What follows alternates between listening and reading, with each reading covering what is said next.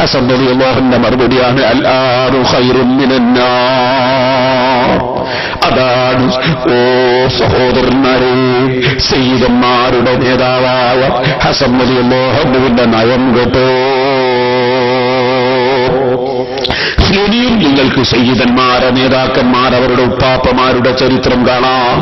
ഹുസൈൻ റളിയല്ലാഹു അൻഹുവിന്റെ സന്താന പരമ്പരയിലാണല്ലോ നമ്മുടെ നാട്ടിലുള്ള സയ്യിദന്മാരൊക്കെ വരുന്നത്. ആ പരമ്പരയിൽപ്പെട്ട വലിയ മഹാനല്ലേ സൈനുൽ ആബിദീൻ റളിയല്ലാഹു അൻഹു. ആ സൈനുൽ ആബിദീൻ റളിയല്ലാഹു അൻഹുവിന്റെ പേര് തന്നെ വരാനുള്ള കാരണം എന്താണ്? സുബ്ഹാനല്ലാഹ്, ഒരു ദിവസം 1000 റക്അത്ത് സുന്നത്ത് നിസ്കരിക്കുന്ന മഹാനാണ്. 1000 റക്അത്ത് സുന്നത്ത് നിസ്കാരം നിങ്ങളൊന്ന് ചിന്തിച്ചു നോക്കൂ. സുബ്ഹിന് മുമ്പ് 2 റക്അത്ത്, ളുഹറിന് മുമ്പ് 4, ളുഹറിന് ശേഷം 4, അസറിന് മുമ്പ് 4, മഗ്രിബിന് മുമ്പ് 2, മഗ്രിബിന് ശേഷം 2, ഇശാഇന് മുമ്പ് 2, ഇശാഇന് ശേഷം 2.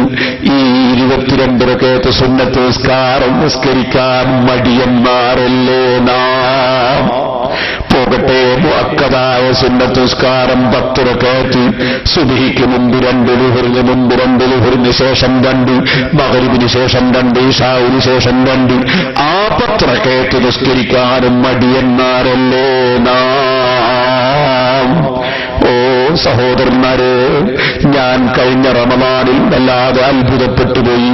ബഹുമാനപ്പെട്ട താജുൽ ഉലമാ സയ്യിദ് അബ്ദുറഹ്മാൻ അൽ ബുഖാരി തവല്ലല്ലാഹു അംറഹു മാ സ്വഹത്തി വൽ ആഫിയ ഉള്ളാൾ തങ്ങളെ ഞാൻ അതാപുരത്തൊരു പള്ളി ഉദ്ഘാടനത്തിൽ കൊണ്ടുവന്നു. തങ്ങളവர்கள் അന്ന് രാത്രി എന്റെ കൂടെ താമസിച്ചു, എന്റെ കൂടെ ഉണ്ടായി. ബഹുമാനപ്പെട്ടവർ നോമ്പ് തുറന്നു, എന്റെ വീട്ടിൽ നിന്ന് പള്ളിയിലേക്ക് വന്നു. ഞങ്ങളൊക്കെ തറാവീഹ് നിസ്കരിക്കുമ്പോൾ തങ്ങളും നിസ്കരിച്ചു. വയസ്സ് 85 ഉണ്ടല്ലോ. ബഹുമാനപ്പെട്ടവർ തറാവീഹ് 20 കഴിഞ്ഞതിന് ശേഷം ഞങ്ങൾ 3 റക്അത്ത് വിത്ർ നിസ്കരിക്കാൻ നിൽക്കുമ്പോ ബഹുമാനപ്പെട്ട ഉള്ളാൾ തങ്ങൾ ഞങ്ങളോട് പറയുന്നു, ഞാൻ ചെറുപ്പം മുതലേ 11 റക്അത്ത് വിത്റാണ് നിസ്കരിക്കാറുള്ളത്, അതുകൊണ്ട് ഞാൻ നിങ്ങളിൽ നിന്ന് മാറി നിൽക്കുകയാണ് എന്ന് പറഞ്ഞ് അവിടുത്തെ ഡ്രൈവറെയും കൂട്ടിയിട്ട് പരിശുദ്ധ റമളാനിൽ 11 റക്അത്ത് നിസ്കാരം പള്ളിയുടെ മറുഭാഗത്ത് പോയി അവിടെ അതാ നിസ്കരിക്കുന്നു. വയസ്സ് 85 ഉണ്ടല്ലോ. ഞാൻ ആ മഹാന്റെ ഇബാദത്ത് കൊണ്ട് ഞാനിങ്ങനെ ചിന്തിച്ചുപോയി, എനിക്ക് സാധിക്കുന്നില്ലല്ലോ. ഇപ്പോഴും അവിടുന്ന് അതാ മിനയിൽ നിൽക്കുകയാണല്ലോ, ഹജ്ജിലാണല്ലോ. അല്ലാഹുവേ, ഏതെല്ലാം സാദാത്തുക്കളും ആലിമീകളും ഉമ്മീങ്ങളും നിന്റെ ദർബാറിനടുക്കൽ വന്നിട്ടുണ്ടോ അവർക്കൊക്കെയും ആഫിയത്തോടെ സർവ്വ അമലും നീതി തിരിച്ചു വരാൻ നീ ഭാഗ്യം നൽകണേ അല്ലാഹ്. എന്റെ മുസ്ലിം ചെറുപ്പക്കാരെ, സുന്നത്ത് നിസ്കരിക്കാൻ നമ്മൾ മടിയന്മാരല്ലേ? നമ്മൾ സൽക്കർമ്മത്തിൽ മടിയന്മാരല്ലേ? എന്നാ ബഹുമാനപ്പെട്ട സൈനുൽ ആബിദീൻ റളിയല്ലാഹു അൻഹു നബി സല്ലല്ലാഹു അലൈഹി വസല്ലമ തങ്ങളുടെ മകളുടെ മകൻ ഹുസൈൻ റളിയല്ലാഹു അൻഹുവിന്റെ മകനാണ് കേട്ടോ. 1000 റക്അത്ത് സുന്നത്ത് നിസ്കാരം ദിവസേന നിസ്കരിച്ചിരുന്നു. നിസ്കരിക്കാനെന്ന് നിൽക്കുമ്പോൾ വധുവെടുത്ത് കഴിയുമ്പോ തന്നെ മഹാനവറുകളുടെ നിറം മഞ്ഞളിച്ചുപോയി. കാരണം ചോദിച്ചപ്പോ പറയുന്നത്, ഞാൻ ഏതൊരു രാജാവിന്റെ മുന്നിലാ പോയി നിൽക്കുന്നത്, ഞാനാ പടച്ച റബ്ബിനെ ഭയപ്പെട്ട് എന്റെ നിറം മാറിപ്പോകുന്നു. ആ നിലക്ക് തത്വയോടെ ജീവിച്ചവരല്ലേ മുൻഗാമികളായ സയ്യിദന്മാർ, മുൻഗാമികളായ ആലിമീങ്ങൾ. സഹോദരന്മാരെ, ബഹുമാനപ്പെട്ട ഇമാം സുഹ്രി റളിയല്ലാഹു അൻഹു പരിചയമില്ലാത്ത ആലിമീങ്ങളുണ്ടോ? ആ മഹാനായ സുഹ്രി ഇമാം റളിയല്ലാഹു അൻഹു അബ്ദുൽ മലിക് എന്ന് പറയുന്ന ഭരണാധികാരി, അന്നത്തെ ഭരണാധികാരി മഹാനായ സൈനുൽ ആബിദീൻ റളിയല്ലാഹു അൻഹുവിനെ അതാ കൈക്ക് നാമം വെച്ചുകൊണ്ട് പിടിച്ചുകൊണ്ടുപോയി അതേ കൊണ്ടുപോയി ഒരു സ്ഥലത്ത് ഹാജരാക്കിയിട്ട് അവിടുത്തെ അറസ്റ്റ് ചെയ്തപ്പോൾ ഇമാം സുഹ്രി റളിയല്ലാഹു അൻഹു കണ്ട് കരഞ്ഞുപോയി. കരഞ്ഞുകൊണ്ട് സമീപത്തി എന്നിട്ട് പറഞ്ഞു, ഈ വിഷമം നിങ്ങൾക്കായിപ്പോല്ലോ തങ്ങളെ, അത് എനിക്കാണെങ്കിൽ തിരക്കേറില്ലായിരുന്നു, നിങ്ങൾക്കായിപ്പോല്ലോ എന്ന് ആ മഹാന്റെ മുന്നിൽ വെച്ച് മഹാപണ്ഡിതനായ ഇമാം സുഹ്രി റളിയല്ലാഹു അൻഹു പറഞ്ഞപ്പോ ബഹുമാനപ്പെട്ട സൈനുൽ ആബിദീൻ റളിയല്ലാഹു അൻഹുവിന്റെ മറുപടി എന്തൊരു മറുപടിയാണ്! അതേ പറഞ്ഞ മറുപടി എന്താണ്? നിങ്ങൾ വിചാരിക്കുന്നുണ്ടോ ഇമാം സുഹ്രി എന്റെ കൈക്ക് ചങ്ങല വെച്ചത് കൈക്ക് ആമം വെച്ചത് എനിക്കൊരു പ്രശ്നമാണെന്ന് നിങ്ങൾക്ക് തോന്നുന്നുണ്ടോ? ഇത് അള്ളാഹുവിന്റെ അദാബിനെ കുറിച്ച് എന്നെ ഓർമ്മിപ്പിക്കുകയല്ലേ അല്ലാഹു തആല. ദുനിയാവിലുള്ള വിഷമം ആഖിറം ഓർമ്മിപ്പിക്കാനല്ല തന്നതല്ലേ. അതുകൊണ്ട് എനിക്കതൊരു പ്രശ്നമേ അല്ല എന്ന് പറഞ്ഞ് ക്ഷണിച്ചിരുന്ന ബഹുമാനപ്പെട്ടവര് സുബ്ഹാനല്ലാഹ്, ബഹുമാനപ്പെട്ടവരെന്താ ചെയ്യുന്നത്? ആ നിൽക്കുന്ന സംഘം കയ്യൊന്നങ്ങ് നീക്കിയപ്പോ കയ്യിന്റെയും കാലിന്റെയും ചങ്ങല താനേ അങ്ങ് നീങ്ങിപ്പോയി. കറാമത്താണ് കേട്ടോ, കറാമത്തുകൾ കാണിച്ചു കൊടുക്കുകയാണ്. കയ്യിന്റെയും കാലിന്റെയും ചങ്ങല അങ്ങനെ തന്നെ അങ്ങ് നീങ്ങിപ്പോയി. എന്നിട്ട് ബഹുമാനപ്പെട്ടവർ പറഞ്ഞു, ഇമാം സുഹരി നിങ്ങൾ പേടിക്കണ്ട, ഞാൻ ഈ മദീനയിൽ നിന്ന് 2 ദിവസം കൊണ്ട് നാടങ്ങ് വിടും കേട്ടോ. ആരെന്നെ കാവൽ വന്നിട്ടും കാര്യമില്ല, ഞാൻ നാടങ്ങ് വിടും, നിങ്ങൾക്ക് കേൾക്കാം. സുബ്ഹാനല്ലാഹ്. 2 ദിവസം കഴിഞ്ഞ് നോക്കുമ്പോ പിന്നെ ബഹുമാനപ്പെട്ടവരെ കാണുന്നില്ല. അതേ പട്ടാളക്കാർ തെരിയാണ്, കാണുന്നില്ല. ഒട്ടാകെ നോക്കിയിട്ട് കാണുന്നില്ല. ഇമാം സുഹരി റളിയല്ലാഹു അൻഹു ഭരണാധികാരിയായ അബ്ദുൽ മലിക്കിന്റെ സമീപത്ത് എന്ന് വിവരം അന്വേഷിച്ചപ്പോൾ ബഹുമാനപ്പെട്ടവർ പറയാണ്, അതേ അതവിടുന്ന് നേരത്തെ തന്നെ പറഞ്ഞ സംഗതിയല്ലേ, അത് നേരത്തെ തന്നെ പറഞ്ഞ സംഗതിയല്ലേ. 2 ദിവസം കഴിഞ്ഞാൽ എന്നെ കാണുകയില്ലെന്ന് നേരത്തെ തന്നെ പറഞ്ഞ കാര്യമല്ലേ. ഔലിയാക്കളല്ലേ ആ സയ്യിദന്മാർ, കറാമത്തുകളുള്ളവരല്ലേ ആ സയ്യിദന്മാർ. ആ മഹാനായ സൈനുല്ലാബിദീൻ റളിയല്ലാഹു അൻഹുവിനോട് അസൂയ ഉണ്ടായിരുന്നു അന്നുള്ളവരെ ഭരണാധികാരികൾക്ക്. കാരണം തങ്ങന്മാരെ ബഹുമാനിക്കുന്നത് കാണുമ്പോ വല്ലാത്ത അസൂയ ഉണ്ടാകുന്ന ആളുകൾ ഇപ്പോൾ ലോകത്തില്ലേ. ആ നിലക്കുള്ളൊരു അസൂയ അന്നുമുണ്ടായിരുന്നു.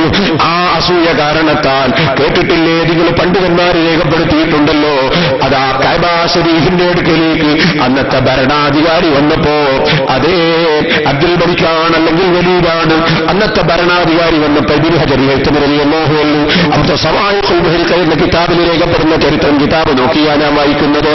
അടുത്ത് ബഹുമാനപ്പെട്ട മഹാനായ സൈനുല്ലാബിദീൻ റളിയല്ലാഹു അൻഹുവിന്റെ കാലത്ത് പള്ളിയിൽ കഅബ ശരീഫിന്റെ അടുക്കലേക്ക് വന്നു അന്നത്തെ ഭരണാധികാരി വന്നു. ഭരണാധികാരി രാഷ്ട്രീയ നേതാവല്ലേ. വന്നപ്പോൾ അദ്ദേഹത്തിന് തിരക്ക് കൊണ്ടങ്ങ് പോകാൻ കഴിയുന്നില്ല. ആളുകളൊന്നും ബഹുമാനം കാണിക്കുന്നില്ല. തങ്ങന്മാരോടുള്ള ബഹുമാനമുണ്ടോ? സഹോദരന്മാരെ, ഭൗതികമായ നിലക്ക് ജീവിക്കുന്നവർക്ക് ലഭിക്കുന്നു. ആ നിലക്ക് ജനങ്ങളൊന്നും കാര്യത്തിനെടുക്കൽ ഈ ഭരണാധികാരി ബഹുമാനിക്കുന്നില്ല. മിമ്പർ കൊണ്ടുവന്നു വെച്ചു സംഘം കിണറ്റിന്റെ അടുക്കല്. അവിടെ വെച്ച് അയാൾ ഇങ്ങനെ ഓരോരുത്തരെ നോക്കുമ്പോ ശാമുകാരായ സിറിയക്കാരായ കുറെ ആളുകളും അവിടെ നിൽക്കുന്നു. അപ്പവല്ലേ സയ്യിദായ ഹുസൈൻ റളിയല്ലാഹു അൻഹുവിന്റെ മകനായ സൈനുല്ലാബിദീൻ റളിയല്ലാഹു അൻഹു കയറി വരുന്നു. ഹജറുൽ അസ്വദിന്റെ സമീപത്ത് ഇങ്ങെത്തിയപ്പോ എല്ലാവരും മാറിക്കൊടുക്കുന്നു. സൈനുല്ലാബിദീൻ റളിയല്ലാഹു അൻഹു സയ്യിദല്ലേ, തങ്ങളല്ലേ, ബഹുമാനപ്പെട്ടവർക്ക് ജനങ്ങളെല്ലാം മാറിക്കൊടുക്കുകയാണ്. ബഹുമാനപ്പെട്ടവർ ഹജറുൽ അസ്വദ് ചുംബിക്കുകയാണ്, ഹജറുൽ അസ്വദ് തൊട്ടുമടക്കുകയാണ്. അപ്പോൾ ഹിശാം എന്ന് പറയുന്ന ഭരണാധികാരിയോട് ചോദിക്കുകയാണ്, അവിടെയുള്ള ശാമുകാർ ചോദിക്കുകയാണ്, ആരാണത്? ഭരണാധികാരിക്ക് പേര് പറയാനൊരു മടി. കാരണം പറഞ്ഞാൽ ഇയാൾ ഇത്ര വലിയ ബഹുമാനമുള്ള ആളാണെന്ന് മനസ്സിലാക്കി എന്റെ പിന്നിലുള്ളവർക്ക് മൂപ്പറ പിന്നാലെ പോകുമോ എന്ന പേടിയാണ്. ആ പേടി കൊണ്ട് പറഞ്ഞു എനിക്കറിയില്ല എന്ന് പറഞ്ഞു. അപ്പോഴല്ലേ ലോകപ്രശസ്ത കവിയായ പണ്ഡിതൻ ഫറസ്ദഖ് അവിടെ നിൽക്കുന്നുണ്ട്.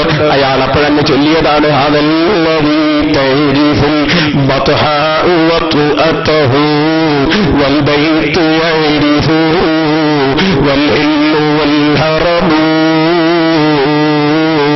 ഭരണാധികാരിയായ നിങ്ങൾക്ക് അയാളെ അറിയൂല അല്ലേ? എന്നാൽ കഅബ ശരീഫിലും ഹറമിലും ഹില്ലിലും ആ മഹാന പരിചയമുണ്ട് കേട്ടോ. ഹാറബ്ബിനു ഖൈരി ഇബാദില്ലാഹി കുല്ലിഹിം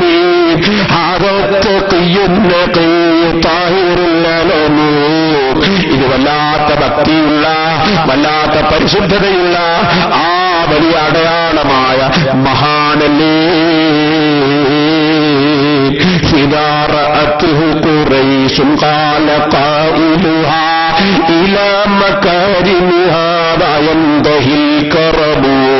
ഈ മഹാന്റെ മഹത്വം പോയി ആരിലേക്കാണ് മുട്ടുന്നതെന്ന് ഖുറൈശികൾ കണ്ടാൽ പറയും കേട്ടോ.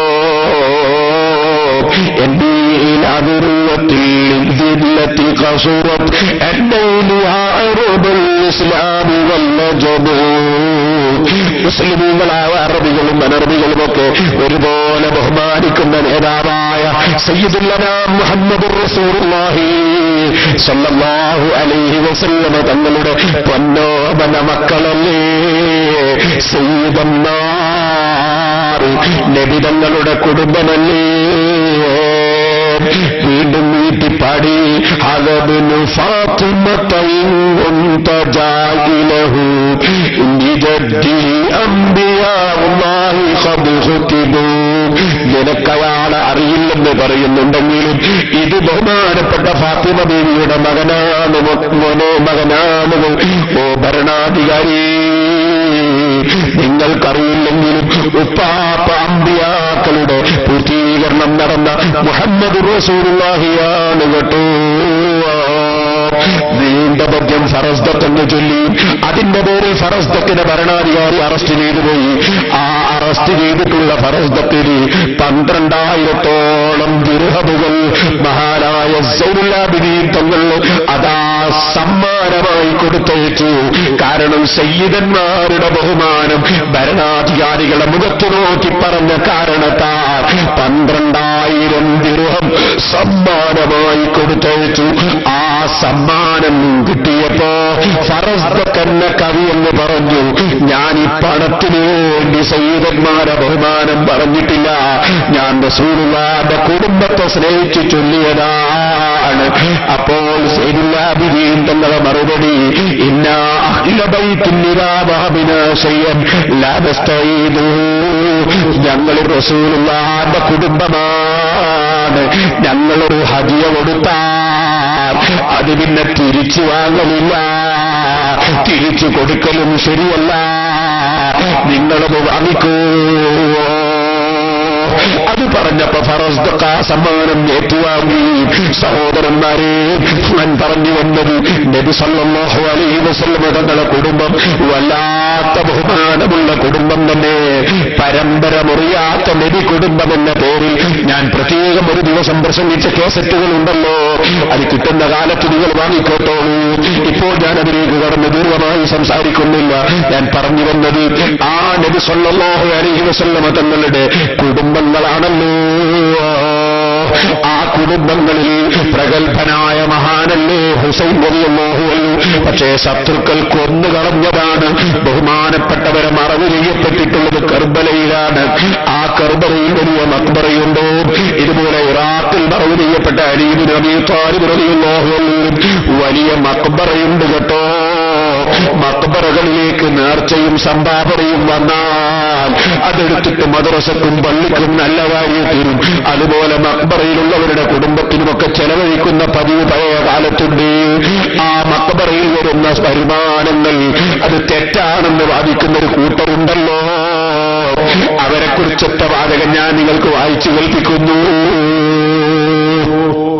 ഹുസൈൻ റളിയല്ലാഹു അൻഹുവിന്റെ കർമ്മം മക്ബറയുള്ള കർബല.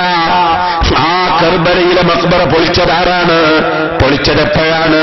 അത് പൊളിച്ചത് ഇന്ന് നമ്മുടെ രാജ്യത്ത് പറയുന്ന പുത്തൻവാദികളിലെ പഴയകാലത്ത് വഹാബികളെന്നാണ് അവരെ കൊണ്ട് പറയാറുള്ളത്. അവര് തന്നെ പുറത്തിറക്കുന്ന ഒരു പത്രമാണ്, പുറത്തിറക്കിയൊരു പത്രമാണിത്. നബീന നജിദിന്റെ ചരിത്രം. KC അബൂബക്കർ മൗലവി അവരുടെ നേതാവാണ്. അയാൾ എഴുതുകയാണ്, കർബല ആക്രമണം 1801 ഏപ്രിൽ 30 10,000 വരുന്നൊരു വമ്പിച്ച വഹാബി സൈന്യം കർബല പട്ടണം വളഞ്ഞു. പട്ടണവാസികളിൽ ഒരു ഭാഗത്തെ അവർ കൊന്നുകളഞ്ഞു. ഹുസൈൻ റളിയല്ലാഹു അൻഹുവിന്റെ മഖാമ് കൊള്ളയടിച്ചു. നിങ്ങൾ ഓർക്കണം, മഖാമിൽ പൊരുത്തത്തോടെ കിട്ടുന്ന പണം വാങ്ങിയെടുക്കുന്നത് ഹറാമാണെന്ന് പറയുന്ന ജനങ്ങൾ അവരുടെ നേതാക്കന്മാരെടുത്ത പണിയാണ് അവർ എഴുതി വെക്കുന്നത്. ഹുസൈൻ റളിയല്ലാഹു അൻഹുവിന്റെ മഖാമ് കൊള്ളയടിച്ചു. അവിടേക്ക് അനറബികളായ സന്ദർശകന്മാർ വഴിപാട് കൊടുത്തിരുന്ന എല്ലാ വിലപിടിച്ച രത്നങ്ങളും മറ്റും അവർ ശേഖരിച്ചു. ഇതൊന്നും അവരുടെ ഹൃദയത്തിന് അസഹ്യമായി തോന്നിയില്ല. എന്തുകൊണ്ടെന്നാൽ ഖബറിന് വഴിപാട് കൊടുക്കുന്ന അവരുടെ നേരെ അവർക്കുണ്ടായിരുന്ന വീക്ഷണഗതി കാഫിറുകളുടെ നേർക്കുണ്ടായിരുന്ന അതേ വീക്ഷണഗതി തന്നെയായിരുന്നു. മഖ്ബറയിലേക്ക് നേർച്ചയാക്കുന്നവരോട് അബൂജഹലിനെ പോലത്തെ ആളുകളോടുള്ള വീക്ഷണഗതിയായിരുന്നു ഹാദികൾക്കുണ്ടായിരുന്നതെന്ന് KC അബൂബക്കർ മൗലവി അവരുടെ പത്രമായ അൽ-ഇത്തിഹാദിലാണ് രേഖപ്പെടുത്തിയത്. ഖുർആൻ വിരുദ്ധ മുജാഹിദ് പ്രസ്ഥാനം എന്ന പേരിൽ കുറ്റ്യാടിയിൽ എടുത്ത് പ്രസംഗിച്ച കേസറ്റ് കിട്ടുമ്പോ നിങ്ങളത് വാങ്ങിക്കോട്ടോ. ഇതിന്റെ CD പത്രം ഞാൻ CD-യിൽ തന്നെ പ്രദർശിപ്പിച്ചിട്ടുണ്ട്. അതിനുശേഷം ഇതിൽ പറയുന്നത് പിന്നീട് വഹാബികൾ ഇറാഖിൽ അലി റളിയല്ലാഹു അൻഹുവിന്റെ യാറത്തിലേക്കാണ് തിരിച്ചത്. രാത്രി സമയത്ത് മുന്നറിവ് കൂടാതെയാണ് ആക്രമണം നടത്തിയതെങ്കിലും കാവൽ പോലീസിന്റെ ദൃഷ്ടിയിൽപ്പെട്ടതുകൊണ്ട് അവർ അട്ടഹസിച്ച് നാട്ടുകാരെ ഉണർത്തി.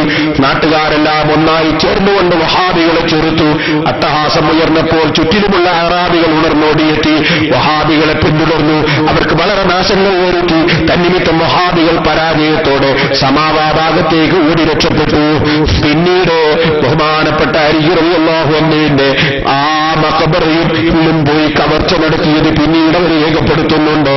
എന്നാൽ ഈ മൊയ്ദ് മൗലവി എന്ന് പറഞ്ഞിട്ട് കോൺഗ്രസിന്റെയും മുജാഹിദിന്റെയും നേതാവായ ഒരു മൗലവി ഉണ്ടല്ലോ, ആ മൗലവി അതാ CH മുഹമ്മദ് കോയ സാഹിബ് അവതാരിക എഴുതിയ പുസ്തകത്തിൽ, അതേ ഇന്ത്യൻ മുസ്ലിങ്ങളുടെ സ്വാതന്ത്ര്യ പ്രസ്ഥാനം എന്ന പുസ്തകത്തിൽ അദ്ദേഹം പറയുന്നുണ്ട്, കഅബ ശരീഫിലുള്ള പണങ്ങളും കൊള്ളയടിച്ചത് ഈ മുജാഹിദുകൾ വഹാബികൾ തന്നെയാണെന്ന് അദ്ദേഹം ഇതിലും എഴുതി വെച്ചത് കാണുന്നുണ്ട്. കേട്ടോളൂ സഹോദരന്മാരെ, ഹിജ്റ 1115 ക്രിസ്ത്യാബ്ദം 1703 നജിദിലെ ദക്ഷിണ ഭാഗത്തുള്ള ഐലിയ എന്ന ഗ്രാമത്തിൽ മുഹമ്മദ് ബിൻ അബ്ദുൽ ഹാജാദനായി ഇത് പറഞ്ഞുകൊണ്ട് അദ്ദേഹം പിന്നീട് ചരിത്രം എഴുതുകയാണ്. ചരിത്രം എഴുതുമ്പോൾ അദ്ദേഹം പറയുകയാണ് എന്താണ് അവിടെ ചെയ്തിട്ടുള്ളത്. നജിദിലെ ഭരണകർത്താക്കൾ വന്ന് ചെയ്ത കാര്യങ്ങൾ എഴുതിക്കൊണ്ട് അദ്ദേഹം പറയുന്നു, 1216 ക്രിസ്താബ്ദം 1802 കർബല, മുഅല്ല, നജി, അസ്രഫ്, ബലദുൽ ഹുസൈൻ തുടങ്ങിയ രാജ്യങ്ങളെ നജിദുകാർ ആക്രമിച്ചു. അവിടങ്ങളിലെ ധനങ്ങളും ഖജനാവുകളും രത്നങ്ങളുമെല്ലാം പിടിച്ചെടുത്തവ പട്ടാളക്കാരുടെ വിതരണം ചെയ്തു. ഖബറുകളുടെ മേൽ പടുത്തുയർത്തിയിരുന്ന എടുപ്പുകൾ പൊളിച്ചു നീക്കി. പിന്നെയും പറയുകയാണ്, പരിപാവനമായ കഅബയിൽ ഉണ്ടായിരുന്ന വിലപിടിച്ച എല്ലാ സാധനങ്ങളും രത്നങ്ങളും നാണ്യങ്ങളും അടക്കം ചെയ്ത ഭണ്ഡാരം മദീനപ്പെടുത്തി അവ പട്ടാളക്കാർക്ക് വീതിച്ചു കൊടുത്തു. ഖബറുകളുടെ മേൽ തുർക്കികളും മറ്റും നിർമ്മിച്ചിരുന്ന ഗോപുരങ്ങളും കുബ്ബകളും പൊളിച്ചു നീക്കി. ഇങ്ങനെ പറഞ്ഞിട്ട് പിന്നെ പറയാണ്, പിറ്റേ കൊല്ലം മദീന മുനവ്വറയും കൈവശപ്പെടുത്തി. അവിടെയും മക്കയിൽ ചെയ്ത പോലുള്ള പ്രവർത്തികൾ ചെയ്തു. ഖബറുകളിലെ കുബ്ബ പൊളിച്ചത് വലിയ എതിർപ്പിനും കാരണമായി. മക്കയിലും മദീനയിലും ചെന്ന് മഹാന്മാരെ മക്ബറ തകർക്കുകയും അവിടെയുള്ള മഖാമുകൾ കൊള്ളയടിക്കുകയും കഅബത്തിലും റസൂൽ സല്ലല്ലാഹു അലൈഹി വസല്ലം തങ്ങളുടെ ജാറത്തിലുമുള്ള പൊന്നുകൾ കവർന്ന് കട്ടെടുക്കുകയും ചെയ്യുകയാണ് ഞങ്ങൾ ചെയ്തതെന്ന് അഭിമാനത്തോടെ ഈ മക്ബറ വിരോധികൾ, സജ്ജന വിരോധികൾ എഴുതി വെച്ചിട്ടുണ്ടല്ലോ. ഇത്തരത്തിലുള്ള പ്രസ്ഥാനങ്ങളിൽ നിന്നും കുടുങ്ങിപ്പോകാതെ ഞാൻ നിങ്ങളോട് ഓർമ്മപ്പെടുത്തുന്നു, മഹാന്മാരെ മക്ബറക്ക് സ്ഥാനമുണ്ടെന്ന് വിശ്വസിക്കണം. കണ്ടില്ലേ നിങ്ങൾ ബഹുമാനപ്പെട്ട ഉമർ ഇബ്നുൽ ഖത്താബ് സഹീഹുൽ ബുഖാരിയിലുള്ള ഹദീസല്ലേ, ഇമാം ബുഖാരിയല്ലേ റിപ്പോർട്ട് ചെയ്യുന്നത്. ഉമർ ഇബ്നുൽ ഖത്താബ് റളിയല്ലാഹു അൻഹു സുബ്ഹി നിസ്കാരം നിർവഹിച്ചുകൊണ്ടിരിക്കുമ്പോ അബൂലുലൂത്തിന്റെ കുത്തുകൊണ്ടിട്ട് വീണല്ലോ. ആ വീണ സ്ഥലത്ത് നിന്ന് ആളുകൾ എടുത്തുകൊണ്ടുപോയി കിടത്തിയല്ലോ. കിടത്തിയ സ്ഥലത്ത് നിന്ന് അതാ കുടിക്കാൻ വേണ്ടി വെള്ളം കൊടുത്തപ്പോ ആ മാസത്തിന് പറ്റിയ മുറിയുടെ ഉള്ളിലൂടെ അത് ഒഴിഞ്ഞുപോയപ്പോ മരണം ഉറപ്പായല്ലോ. ആ സമയത്ത് ഉമർ റളിയല്ലാഹു അൻഹു മകനെ വിളിച്ചിട്ട് പറയുന്നു, മോനെ നീ ഉമ്മുൽ മുഅ്മിനീൻ ആയിഷ ബീവിയുടെ അടുക്ക പോകണം. എന്നിട്ട് നീ ആയിഷ ബീവിയോട് പറയണം, അതാ നബി സല്ലല്ലാഹു അലൈഹി വസല്ലം തങ്ങളെ മറവ് ചെയ്യപ്പെട്ട മഖ്ബറ സിദ്ദീഖുൽ അക്ബർ റളിയല്ലാഹു അൻഹുവിനെയും അതിന്റെ പിന്നിൽ മറവ് ചെയ്തല്ലോ. ആ മഖ്ബറയിൽ ഒരു ഖബറിന്റെ സ്ഥലം ബാക്കിയുണ്ടല്ലോ, അത് ഈ ഉമറിന് തരുമോ എന്ന് ആയിഷ ബീവിയോട് ചോദിക്കണം. സഹോദരന്മാര് ചിന്തിക്കണം, ബിൽഡിങ്ങിന്റെ ഉള്ളിലല്ലേ ഖബർ വെക്കുന്നത്. ഖബർ ചോദിക്കുന്നത് ഉമർ ഇബ്നുൽ ഖത്താബ് ചോദിച്ചപ്പോ ആയിഷ ബീവി വിട്ടുകൊടുത്തു. അത് വലിയ സന്തോഷമായി പോയി. ഇത് ഇമാം ബുഖാരി റിപ്പോർട്ട് ചെയ്തപ്പോ ആ ഹദീസിന്റെ വ്യാഖ്യാനത്തിൽ ഇബ്നുൽ ഹജർ അസ്ഖലാനി റളിയല്ലാഹു അൻഹു ഫത്ഹുൽ ബാരിയിൽ പറയാണ്, എന്തിനാണ് ഉമർ ഇബ്നുൽ ഖത്താബ് റളിയല്ലാഹു അൻഹു എല്ലാവരെയും മറവ് ചെയ്യുന്ന മൈതാനിയിൽ ധാരാളം സ്ഥലമുണ്ടായിട്ട് ഈ സ്ഥലം ചോദിച്ചു വാങ്ങിയത് എന്തിനാണ്? അതിന്റെ കാരണം നബി സല്ലല്ലാഹു അലൈഹി വസല്ലം തങ്ങളുടെ മഖ്ബറയിൽ, സിദ്ദീഖ് റളിയല്ലാഹു അൻഹുവിന്റെ മഖ്ബറയിൽ, അത് ഔലിയാക്കളെ നേതാവിന്റെയും അമ്പിയാക്കളെ നേതാവിന്റെയും മഖ്ബറയാണല്ലോ. അവിടെ അല്ലാഹുവിന്റെ പ്രത്യേകമായ റഹ്മത്ത് ഇറങ്ങിക്കൊണ്ടിരിക്കും, ബറക്കത്ത് ബറക്കത്തിറങ്ങിക്കൊണ്ടിരിക്കും. ആ റഹ്മത്തും ബറക്കത്തും ബഹുമാനപ്പെട്ട ഉമർ ഇബ്നുൽ ഖത്താബിന് ഖിയാമത്ത് നാൾ വരെ കിട്ടാനാണ് ആ മഖ്ബറയിൽ തന്നെ മറവ് ചെയ്യണമെന്ന സ്ഥലം ചോദിച്ചു വാങ്ങിയതുണ്ട്. ഇമാം ഇബ്നു ഹജർ തങ്ങൾ സഹീഹുൽ ബുഖാരിയുടെ ഹദീസ് വിശദീകരിച്ചുകൊണ്ട് രേഖപ്പെടുത്തുന്നു. അപ്പൊ ഉമർ ഇബ്നുൽ ഖത്താബിനെ പോലുള്ള മഹാന്മാർ വിശ്വസിച്ചത് മഹത്വമുള്ളവരുടെ മഖ്ബറയിൽ ബറക്കത്തിറങ്ങുന്നുണ്ടെന്നാണ്, റഹ്മത്തിറങ്ങുന്നുണ്ടെന്നാണ്. അതാണ് സുന്നത്ത് ജമാഅത്തിന്റെ വിശ്വാസം, അതാണ് ഇസ്ലാമിന്റെ വിശ്വാസം. കേട്ടു. പിന്നെയോ മഖ്ബറയിൽ ചെന്നാൽ വേണ്ടത്, മഖ്ബറ സന്ദർശിക്കുമ്പോൾ വേണ്ടത് മഖ്ബറയിലുള്ളവരെ വിളിക്കലാണ്, പറയലാണ്. എന്താ പറഞ്ഞത് മനസ്സിലായില്ലേ? ഞാൻ നേരത്തെ ഇവിടെ സ്റ്റേജിൽ കയറിയപ്പോൾ നിങ്ങൾക്കൊക്കെ സലാം ചൊല്ലിയില്ലേ? എങ്ങനെയാ സലാം ചൊല്ലിയത്? അസ്സലാമു അലൈക്കും. ഞാനെന്നല്ലേ മിമ്പർ മുന്ന് ഖതീബ് സലാം ചൊല്ലല് അസ്സലാമു അലൈക്കും വറഹ്മത്തുള്ളാഹി വബറകാതുഹു അല്ലേ? പിന്നുണ്ട് സാഹിത്യ സമാജത്തിൽ കുട്ടികൾ സലാം ചൊല്ലലുണ്ട്. അധ്യക്ഷരെ, ഉദ്ഘാടകരെ, മറ്റയാളെ അസ്സലാമു അലൈക്കും. അത് അങ്ങനെയല്ല സലാം പറയേണ്ടത്. സലാം പറയേണ്ടത് കണ്ടാൽ സലാം കൊണ്ടാണ് മിണ്ടൽ വേണ്ടത്. തുടക്കം തന്നെ സലാമാവേണ്ടത്. അതാ ഖതീബ് കാണിക്കുന്നത്. മിമ്പർ കയറുന്നതിന് അസ്സലാമു അലൈക്കും വറഹ്മത്തുള്ളാഹി വബറകാതുഹു അങ്ങനെയാ സലാം പറയേണ്ടത്. പക്ഷെ ആരോട്? ജീവിച്ചിരിക്കുന്നവരോട്. വിളിച്ചിട്ടല്ല സലാം പറയേണ്ടത്. എന്നാൽ വിളിച്ച് സലാം ചൊല്ലിയാൽ ഹറാമാണ് എന്നൊന്നല്ല കേട്ടോ, അത് വേറെ വിഷയം. എന്നാൽ അതിന്റെ ഏറ്റവും ശരിയായ ഉപായം പറഞ്ഞു. എന്നാൽ മരിച്ചവരോട് സലാം ചൊല്ലണ്ടേ? എങ്ങനെ? മരിച്ചവരോട് സലാം ചെല്ലണം, മരിച്ചവരെ വിളിച്ചിട്ട് സലാം ചെല്ലണമെന്നാണ് നബി സല്ലല്ലാഹു അലൈഹി വസല്ലം പഠിപ്പിച്ചത്. ഒരു കൂട്ടർ പഠിപ്പിക്കുന്നത് മരിച്ചവർ വിളിക്കാൻ പാടില്ല. റസൂൽ സല്ലല്ലാഹു അലൈഹി വസല്ലം പഠിപ്പിക്കുന്നത് സലാം ചെല്ലുമ്പോൾ പോലും വിളിക്കണമെന്നാണ്. അല്ലേ? ഇമാം മുസ്ലിം റിപ്പോർട്ട് ചെയ്ത ഹദീസ് നോക്കൂ നിങ്ങൾ. എങ്ങനെയാ സലാം ചെല്ലേണ്ടത് മരിച്ചാക്ക്? അഷ്റഫുൽ ഖൽഖ് സല്ലല്ലാഹു അലൈഹി വസല്ലം പഠിപ്പിക്കുന്നു, അസ്സലാമു അലൈക്കും അഹ്ലദ് ദിയാരി മിനൽ മുഅ്മിനീന വൽ മുസ്ലിമീൻ വഇന്നാ ഇൻഷാ അല്ലാഹു ബിക്കും ലാഹിഖൂൻ നസ്അലുല്ലാഹ ലനാ വലക്കുമുൽ ആഫിയ. സിയാറത്തിന്റെ സമയത്ത് നബി സല്ലല്ലാഹു അലൈഹി വസല്ലം പഠിപ്പിച്ച വാചകം എന്താണ്? അസ്സലാമു അലൈക്കും എന്ന് പറഞ്ഞാൽ പോരാ, അവരെ വിളിക്കണം, ഖബറിലുള്ളവരെ വിളിക്കണം. അഹ്ലദ് ദിയാരി മിനൽ മുഅ്മിനീന വൽ മുസ്ലിമീൻ, മുസ്ലിമീങ്ങളും മുഅ്മിനീങ്ങളുമായി ഈ വീടുകളിൽ താമസിക്കുന്ന വീട്ടുകാരെ അസ്സലാമു അലൈക്കും വിളിച്ചിട്ട് പറയണമെന്നാണ്. മരിച്ചവരെ വിളിച്ച് സലാം പറയണമെന്നാണ്. മരിച്ചവരെ വിളിക്കരുത് നബി സല്ലല്ലാഹു അലൈഹി വസല്ലം പറഞ്ഞിട്ടില്ല, സഹാബത്ത് പറഞ്ഞിട്ടില്ല. എന്തിനധികം പറയണം? അല്ലാഹുവിന്റെ റസൂൽ വഫാത്തായപ്പോ ബഹുമാനപ്പെട്ട സിദ്ദീഖുൽ അക്ബർ റളിയല്ലാഹു അൻഹു ആദ്യം ചെയ്ത പണി വഫാത്തായ നബിയെ വിളിക്കലാണ്. ബുഖാരിയിൽ നിങ്ങൾക്ക് ഹദീസ് കാണാം. നബി സല്ലല്ലാഹു അലൈഹി വസല്ലം തങ്ങളുടെ സമീപത്ത് ചെന്ന് മുഖത്തടക്കം അവിടുന്ന് പുറപ്പിക്കപ്പെട്ടിരിക്കുകയാണ്. ആ പുറപ്പ് മുഖത്ത് നിന്ന് നീക്കിയിട്ട് നബി സല്ലല്ലാഹു അലൈഹി വസല്ലം തങ്ങളുടെ മുഖം ഒന്ന് നന്നായി ചുംബിച്ചിട്ട് കണ്ണെന്ന് വെള്ളമൊലിപ്പിച്ചുകൊണ്ട് മുഖമുയർത്തുന്ന സിദ്ദീഖ് റളിയല്ലാഹു അൻഹു അല്ലാഹുവിന്റെ റസൂലിനെ വിളിക്കുകയാണ്. മരിച്ചതിന് ശേഷം വിളിക്കരുതെന്നല്ലേ ചിലർ പറയുന്നത്. എന്നാ ബഹുമാനപ്പെട്ട സിദ്ദീഖുൽ അക്ബർ റളിയല്ലാഹു അൻഹു വിളിക്കുകയാണ്. ഇമാം ബുഖാരി റിപ്പോർട്ട് ചെയ്യാണ്. വിളിച്ചത് എന്താണ്? ബി അബീ അൻത വ ഉമ്മീ യാ നബിയല്ലാഹ്, അല്ലാഹുവിന്റെ നബിയായവരെ, എന്റെ ബാപ്പയെയും ഉമ്മയെയും അങ്ങേക്ക് സമർപ്പിക്കുന്നു നബിയേ എന്ന് നബിയെ വിളിക്കുകയാണ്. ആദ്യം തന്നെ ഔലിയാക്കളുടെ നേതാവായ ഈ ഉമ്മത്തിലെ ഏറ്റവും വിവരമുള്ള മഹാനായ, ഈ ഉമ്മത്തിൽ ആദ്യമായി ഇസ്ലാമിനെ സ്വീകരിച്ചവരായ നബി സല്ലല്ലാഹു അലൈഹി വസല്ലം തങ്ങൾ തൗഹീദ് പഠിപ്പിച്ച മഹാന്മാരിൽ ഏറ്റവും പ്രഗത്ഭരായ സിദ്ദീഖ് റളിയല്ലാഹു അൻഹു ആദ്യം തന്നെ പഠിപ്പിക്കുന്നത് നബി തങ്ങൾ വഫാത്തായപ്പോൾ നബിയെ ഉറക്കെ വിളിക്കുന്നു, പറയുന്നു. ജീവിതകാലത്ത് വഫാത്തിന് മുമ്പ് പറയുന്നത് പോലെ പറയുന്നു, നബിയെ എന്റെ ബാപ്പയെയും ഉമ്മയെയും അങ്ങേക്ക് സമർപ്പിക്കുന്നു നബിയേ. അത് പറഞ്ഞ ഉടനെ മഹാനവറുകൾ പിന്നെയും പറയുന്നു, നബിയേ ലാ യജ്മഉ ഇന്നല്ലാഹ ലാ യജ്മഉ അലൈക മൗതതൈനി അമ്മൽ മൗതത്തുല്ലതി കുതിബത് അലൈക ഫഖദ് മുത്തഹാ. രണ്ട് മരണം അങ്ങേക്കല്ല സംഘടിപ്പിക്കൂല നബിയേ. അല്ല കണക്കാക്കിയ മൗത്തായി കഴിഞ്ഞു നബിയേ. ജീവിതകാലത്ത് സംസാരിക്കുന്നത് പോലെ തന്നെ വഫാത്തിന്റെ ശേഷവും സിദ്ദീഖുൽ അക്ബർ റളിയല്ലാഹു അൻഹു സംസാരിക്കുന്നു. ഏതൊരു മുസ്ലിമും മരണപ്പെട്ടു പോയ മുഅ്മിനിന്റെ ഖബർ സിയാറത്ത് ചെയ്യുമ്പോ അതാ ജീവിതകാലത്ത് വിളിക്കുമ്പോൾ വിളിച്ചിട്ട് സലാം പറയുന്നു. എന്നിട്ടോ പറഞ്ഞ ഉടനെ പറയുന്നു ഇൻഷാ അല്ലാഹു ബികും ലാഹിഖൂൻ, ഇൻഷാ അല്ലാഹ് നമ്മൾ നിങ്ങളെ കൂടെ തന്നെ വരുന്നുണ്ട് കേട്ടോ. നമ്മൾ എയർപോർട്ട് എന്ന് പറയുന്ന മാതിരി യാതൊരു വ്യത്യാസമില്ല. ഇൻഷാ അല്ലാഹ് ഞാനും അടുത്ത പ്ലെയിനിൽ വരുന്നുണ്ട് കേട്ടോ എന്ന് പറയുന്ന മാതിരി ഇൻഷാ അല്ലാഹു ബികും ലാഹിഖൂൻ. പിന്നെന്താ പറയുന്നത്?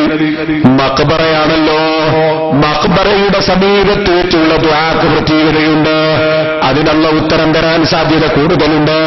അതുകൊണ്ട് നബി സല്ലല്ലാഹു അലൈഹി വസല്ലം ഖബറിന്റെ അടുക്കൽ വെച്ച് ദുആ ചെയ്യാൻ നമ്മളെ പഠിപ്പിക്കുന്നു. അല്ലാഹുവിനോട് ഖബറിന്റെ അടുക്കൽ വെച്ച് ദുആ ചെയ്യുന്നു. ആർക്ക് വേണ്ടി ദുആ ചെയ്യുന്നു? ചിലർ പറയും ഖബറിലുള്ളവർക്ക് വേണ്ടി മാത്രം ദുആർക്ക്. അങ്ങനല്ല.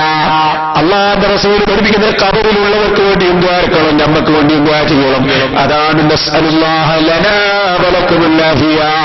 ജീവിച്ചിരിക്കുന്ന ഞങ്ങൾക്കോ മരിച്ചുപോയ നിങ്ങൾക്കോ ഞങ്ങൾ അല്ലാഹുവിനോട് അതാ സൗഖ്യം ചോദിക്കുന്നു എന്ന് ഖബറിന്റെ അടുക്കൽ വെച്ച് ജീവിച്ചിരിക്കുന്നവർക്ക് വേണ്ടിയും ചോദിക്കണം, അതേ മരിച്ചവർക്ക് വേണ്ടിയും ചോദിക്കണം. അങ്ങനെ ഖബറിന്റെ അടുക്കൽ അല്ലാഹുവിനോട് ദുആ ചെയ്യാൻ പറ്റിയ സ്ഥലം തന്നെ. അതും നബി സല്ലല്ലാഹു അലൈഹി വസല്ലം ഇമാം മുസ്ലിം റിപ്പോർട്ട് ചെയ്ത ഹദീസിൽ നമ്മളെ പഠിപ്പിക്കുന്നു. ഇതൊന്നും മനസ്സിലാക്കാതെ ഖബറാളികളായ മഹാന്മാരെ വിളിച്ചുകൂടാ, ഖബറിനടുക്ക പോയി ദുആ ചെയ്തുകൂടാ, മഖ്ബറയുടെ സമീപത്ത് ഖുർആൻ ഓതിക്കൂടാ എന്നൊക്കെ പറയുന്നത് ചിന്തിക്കാഞ്ഞിട്ടാണ് ജനങ്ങളെ, പഠിക്കാഞ്ഞിട്ടാണ് മുസ്ലിമീങ്ങളെ. നിങ്ങൾ അത്തരത്തിലുള്ള പുതിയ ആശയങ്ങളിലൊന്നും തന്നെ പെട്ടുപോകണ്ട. ഇനി ഒരൊറ്റ കാര്യം പറഞ്ഞൊരു ചെറിയ ചരിത്രവും പറഞ്ഞെന്റെ പ്രസംഗം നിർത്തട്ടെ. അതെന്താണെന്നറിയോ? മരിച്ച മയ്യത്തിന്റെ പേരിൽ ഖുർആൻ ഓതുമെന്ന് പറഞ്ഞു കഴിഞ്ഞാൽ ചിലർ മരിച്ച മയ്യത്തിന്റെ പേരിൽ ഖുർആൻ ഓതാൻ പറ്റൂല. പിന്നെ എങ്ങനെയോ മയ്യത്ത് നിസ്കരിക്കുക, പിന്നെ എങ്ങനെ മയ്യത്ത് നിസ്കരിക്കുക? മയ്യത്ത് നിസ്കാരം എന്താ? മയ്യത്ത് നിസ്കാരം ഞാൻ മഞ്ചേശ്വരത്തിൽ വെച്ച് വാദപ്രതിവാദം നടത്തി. ആ വാദപ്രതിവാദത്തിന്റെ CD കേസറ്റിൽ നിങ്ങൾക്ക് കേൾക്കാം. പിന്നെ ഇടമുട്ടം എന്ന സ്ഥലത്ത് നിന്ന് നടത്തി. പിന്നെ അത് ആ നാട്ടിന്റെ പേര് ഇടമുട്ടം എന്നാണ്. അതുകൊണ്ട് സംവാദം പേർക്ക് മുട്ടിയത് സുബ്ഹാനല്ലാഹ്. പുസ്തകത്തിന്റെ പകുതി മൂടി വെച്ച് വായിച്ചപ്പോ പിടിച്ചപ്പോ വായിക്കാൻ പറഞ്ഞു, വായിക്കൂലാന്നായിരുന്നു. അങ്ങനെയാണ് മുട്ടിപ്പോയത്. സ്വാധീനിക്കട്ടെ, അതാ ഇടമുട്ടം സംവാദം. എന്നാൽ ഞാൻ എന്റെ മുസ്ലിമുകളോട് പറയട്ടെ, ഞാൻ മഞ്ചേശ്വരത്ത് വെച്ച് അവർക്കും കേൾപ്പിച്ചു. നേരിട്ട് തന്നെ ഞാൻ അവരോട് പറഞ്ഞു, നിങ്ങൾക്ക് എന്തേ ചിന്തയില്ലേ? നിങ്ങൾ മയ്യത്ത് നിസ്കരിക്കുന്നില്ലേ? മയ്യത്ത് നിസ്കാരം, മയ്യത്ത് നിസ്കരിക്കുമ്പോൾ എന്താ നിയ്യത്ത്? എന്താ മോനെ മയ്യത്ത് നിസ്കരിക്കുന്ന നിയ്യത്ത്?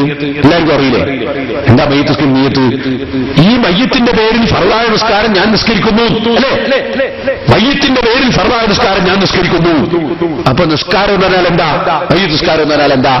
അതിന്റെ ആദ്യം മുതൽ അവസാനം വരെ അല്ലേ നിസ്കാരം? അപ്പൊ ഈ മയ്യത്ത് നിസ്കാരത്തിന്റെ ആദ്യം മുതൽ അവസാനം വരെ ആരെ പേരില്ല? മയ്യത്തിന്റെ പേരിൽ. എന്നായി നമ്മൾ നോക്കുക. ഒന്നാമത്തെ പരിപാടി എന്താണ് മയ്യത്ത് നിസ്കാരത്തിൽ? ഈ മയ്യത്തിന്റെ പേരിൽ ഫർളായ നിസ്കാരം ഞാൻ നിസ്കരിക്കുന്നു, അല്ലാഹു അക്ബർ. ഒന്നാമത്തെ പരിപാടി ദിക്ർ, അല്ലാഹു അക്ബർ ദിക്റ. ഈ ദിക്ർ ആരെ പേരില്ല? മയ്യത്തിന്റെ പേരിൽ. അപ്പൊ അല്ലാഹു അക്ബർ എന്ന് മയ്യത്തിന്റെ പേരിൽ ഒരു ദിക്ർ. അടുത്ത പരിപാടി എന്താണ്? അടുത്ത പരിപാടി അൽ ഫാത്തിഹ അല്ലേ? അൽ ഫാത്തിഹ എന്ന് പറയണ്ട, സൂറത്തുൽ ഫാത്തിഹ ഓതുന്നു. ആരെ പേരിൽ? മയ്യത്തിന്റെ പേരിൽ ഫാത്തിഹ ഓതുന്നു. ഇനി അടുത്ത പരിപാടി എന്താണ്? വീണ്ടും ഒരു ദിക്ർ, അല്ലാഹു അക്ബർ ഒരു ദിക്ർ. ആരെ പേരില്ല? മയ്യത്തിന്റെ പേരിൽ. നിങ്ങൾ എന്താ നിയ്യത്ത് ചെയ്യാറുള്ളത്? എന്താ നിയ്യത്ത് ചെയ്യാറ്? മയ്യത്ത് നിസ്കാരത്തിന്റെ കുറച്ച് ഭാഗം മയ്യത്തിന്റെ പേരിൽ നിയ്യത്ത് ചെയ്യല് അല്ലെ? തീർത്ത് മയ്യത്തിന്റെ പേരിലല്ലേ? അപ്പൊ അല്ലാഹു അക്ബർ എന്ന ദിക്ർ മയ്യത്തിന്റെ പേരിൽ, ഫാത്തിഹ സൂറത്ത് മയ്യത്തിന്റെ പേരിൽ, പിന്നെയും അല്ലാഹു അക്ബർ മയ്യത്തിന്റെ പേരിൽ. അടുത്ത പരിപാടി, അടുത്ത മയ്യത്തിന്റെ പേരിൽ ഒരു സലാത്ത്. നബി സല്ലല്ലാഹു അലൈഹി വസല്ലം അങ്ങനെയുള്ള സലാത്ത് മയ്യത്തിന്റെ പേരിൽ, മയ്യത്തിന്റെ പേരിൽ ഒരു സലാത്ത്. സലാത്തിന് പിന്നെ പരിപാടി അല്ലാഹു അക്ബർ വീണ്ടും ഒരു ദിക്ർ. അടുത്ത പരിപാടി എന്താണ്? ദിക്ർ കുറെ കൂടുതലല്ലോ. ദാക്കിരി അല്ലാഹു കസീറൻ വദാക്കിറാത്തുന്നില്ലേ? ദിക്ർ ധാരാളമാണല്ലോ. അപ്പൊ ദിക്ർ പിന്നെ ദിക്ർ. ഇനി അടുത്ത എന്താണ്? അടുത്ത മയ്യത്തിന്റെ പേരിൽ ദുആ. അടുത്ത എന്താണ്? അല്ലാഹു അക്ബർ വീണ്ടും മയ്യത്തിന്റെ പേരിൽ ദിക്ർ. അടുത്ത എന്താണ്? മയ്യത്തിന്റെ പേരിൽ ജീവിച്ചിരിക്കുന്നവർക്കൊക്കെ ഒരു സലാം പറയും. അസ്സലാമു അലൈക്കും വറഹ്മത്തുള്ളാഹി വബറകാതുഹു. മയ്യത്തിന്റെ പേരിൽ ജീവിച്ചിരിക്കുന്നവർക്ക് സലാം. ഇതല്ലേ മയ്യത്ത് നിസ്കാരം? ആ മയ്യത്ത് നിസ്കാരം എന്ന് പറഞ്ഞാൽ തന്നെ മയ്യത്തിന്റെ പേരിൽ ദിക്ർ ചൊല്ലുക, മയ്യത്തിന്റെ പേരിൽ ഖുർആൻ ഓതുക, മയ്യത്തിന്റെ പേരിൽ സ്വലാത്ത് ചൊല്ലുക, മയ്യത്തിന്റെ പേരിൽ പ്രാർത്ഥിക്കുക. പിന്നെ മയ്യത്തിന്റെ പേരിൽ ഒന്നും ചെയ്തിട്ട് കാര്യമില്ല എന്ന് പറഞ്ഞാൽ പിന്നെ മയ്യത്ത് നിസ്കരിക്കുന്നത്. അതുകൊണ്ട് സഹോദരന്മാരെ, ഇനിയും 100 തെളിവ് പറയാനുണ്ട്. ഇത് ഞാൻ നിങ്ങൾക്ക് മനസ്സിലാകുന്ന ബുദ്ധിയുള്ളവർ ചിന്തിക്കാൻ വേണ്ടിയുള്ള തെളിവാ പറഞ്ഞത്. മയ്യത്തിന്റെ പേരിൽ ഖുർആൻ ഓതുക, ആണ്ട് നേർച്ച കഴിക്കുമ്പോൾ വേണ്ടത് എന്താണ്? ആണ്ട് എന്ന് പറഞ്ഞാൽ ഞാൻ പറഞ്ഞില്ലേ, നേർച്ച എന്ന് പറഞ്ഞാൽ നമ്മൾ തുടങ്ങി വന്നത് അവിടെ നിന്നല്ലേ. നേർച്ച എന്ന് പറഞ്ഞാൽ ഇൽത്തിസാബും കല്ലഫും ഖുർബത്തുൻ ലം തതഅയ്യൻ, നിർബന്ധമില്ലാത്ത നല്ല കാര്യം ഞാൻ ചെയ്യുമെന്ന് ഏറ്റെടുത്ത് പ്രഖ്യാപിക്കുന്നതിനാണ് നേർച്ച എന്ന് പറയുന്നത്. ഉദാഹരണത്തിന് ഒരാൾ പറയാണ് ഞാനൊരു ഉലഹിയത്തിറക്കും എന്ന് ഏറ്റെടുത്ത് പറഞ്ഞാൽ അത് നേർച്ചയായി. അത് നേർച്ചയായി. നാളെ രാവിലത്തെ സുബഹിന്റെ മുമ്പ് 2 സുന്നത്ത് ഞാൻ നിസ്കരിക്കുമെന്ന് നേർച്ചയാക്കി എന്നൊരാൾ പറഞ്ഞാൽ അത് നേർച്ചയായി, ചെയ്യൽ നിർബന്ധമായി. അപ്പൊ നേർച്ച എന്ന് പറയുന്നത് പുണ്യകർമ്മം ചെയ്യുമെന്ന് പ്രഖ്യാപിക്കുന്നതിനാണ്, ഏറ്റെടുത്ത് പ്രഖ്യാപിക്കുന്നതിനാണ് നേർച്ച എന്ന് പറയുന്നത്. ഫർളായ കാര്യം നേർച്ചയാക്കാൻ പറ്റൂല. നാളെ രാവിലെ ഞാൻ സുബഹിസ്കരിക്കുന്നു നേർച്ചയാക്കി എന്ന് പറയാൻ പറ്റൂല. കാരണം അത് നേർച്ചയാക്കിയില്ലെങ്കിലും ഫർള് തന്നെയാണ്, നിർബന്ധമാണ്. ഇപ്പൊ സുന്നത്തായ കാര്യം ഏറ്റെടുത്ത് നിർവഹിക്കുമെന്ന് പ്രഖ്യാപിക്കുന്നതിനാണ് നേർച്ച എന്ന് പറയുന്നത്. ഇത് നമ്മൾ ചെയ്യുന്ന ആർക്കാണ്? അള്ളാഹ്ക്കാണ്. അതെല്ലാം അള്ളാഹ് തന്നെ. മയ്യിത്ത് നിസ്കരിച്ചായിരിക്കാം അള്ളാഹ്ക്ക്. മയ്യിത്ത് അള്ളയാണ് എന്നല്ല, മയ്യിത്ത് നിസ്കാരം നിർവഹിച്ചത് അള്ളാഹ്ക്കാണ്. മുസ്ലിമായ മനുഷ്യന്റെ എല്ലാ പ്രവർത്തനമുള്ള ഞാൻ പ്രസംഗിക്കുന്നതായിരിക്കാം അള്ളാഹ്ക്ക്. എന്നുവെച്ചാൽ കേൾക്കുന്നത് നിങ്ങളല്ലാന്നല്ല, ഉപകാരം നിങ്ങൾക്ക് എനിക്ക് ഞാൻ സമർപ്പിക്കുന്ന അള്ളാഹുവിന്. അങ്ങനെയാ മുസ്ലിമിന്റെ എല്ലാ പ്രവൃത്തിയും. അത് നേർച്ച മാത്രമല്ല. ചിലർ നേർച്ച അള്ളാഹ്ക്ക് മാത്രമെന്ന് പറയും, ബാക്കിയുള്ള അമ്മാമനാ അല്ല. പിന്നെ എല്ലാം ഉള്ള കഥാ മുസ്ലിം. ഇന്ന സലാത്തി വ നുസുകി വ മഹിയായ വ മമാതി ലില്ലാഹി റബ്ബിൽ ആലമീൻ.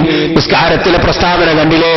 എന്റെ നിസ്കാരവും എന്റെ അറവും എന്റെ ഹജ്ജും എന്റെ എല്ലാ ഇബാദത്തും വ മഹിയായ വ മമാതി, എന്റെ ജീവിതവും എന്റെ മരണവും ലില്ലാഹി റബ്ബിൽ ആലമീൻ, എല്ലാം റബ്ബുൽ ആലമീനായ അല്ലാഹുവിനാണ്. എന്റെ പ്രസംഗം അല്ലാഹുവിനാണ്, നിങ്ങൾ കേൾക്കുന്നത് അല്ലാഹുവിനാണ്, നമ്മളിവിടെ ചെയ്യുന്ന ഓരോ കാര്യങ്ങളും അല്ലാഹുവിനാണ്. അതല്ലേ ഒരു മുസ്ലിമിന്റെ പ്രസ്താവന. അപ്പൊ നേർച്ച മാത്രമല്ല അല്ലാഹ്ക്ക്, എല്ലാം അല്ലാഹ്ക്കാണ്. അപ്പൊ നേർച്ചയാക്കുന്നതും അല്ലാഹ്ക്കാണ്, കൊടുക്കുന്നതും അല്ലാഹ്ക്കാണ്. പക്ഷേ കിട്ടുന്നത് അവന്റെ സൃഷ്ടികൾക്കാണ്, ഉപകാരം അവന്റെ സൃഷ്ടികൾക്കാണ്. മയ്യിത്ത് നിസ്കരിച്ചത് അല്ലാഹുവിനാണ്, അതിന്റെ കൂലി എനിക്കാണ്, അതിന്റെ ഫലം മയ്യിത്തിനാണ്. ഇതുപോലെ മക്ബറയിൽ വന്ന് യാസീൻ ഓതിയാ, ആ യാസീൻ ഓതുന്ന അല്ലാഹുവിനാണ്. എന്നാൽ ആ യാസീൻ ഓതിന്റെ കൂലി എനിക്കാണ്, അതിന്റെ ഫലം ഖബറിലുള്ള ആൾക്കാണ്. ഇതാണ് സഹോദരന്മാരെ ഖബറിലുള്ളവർക്ക് ഉപകരിക്കുമെന്ന് പറഞ്ഞത്.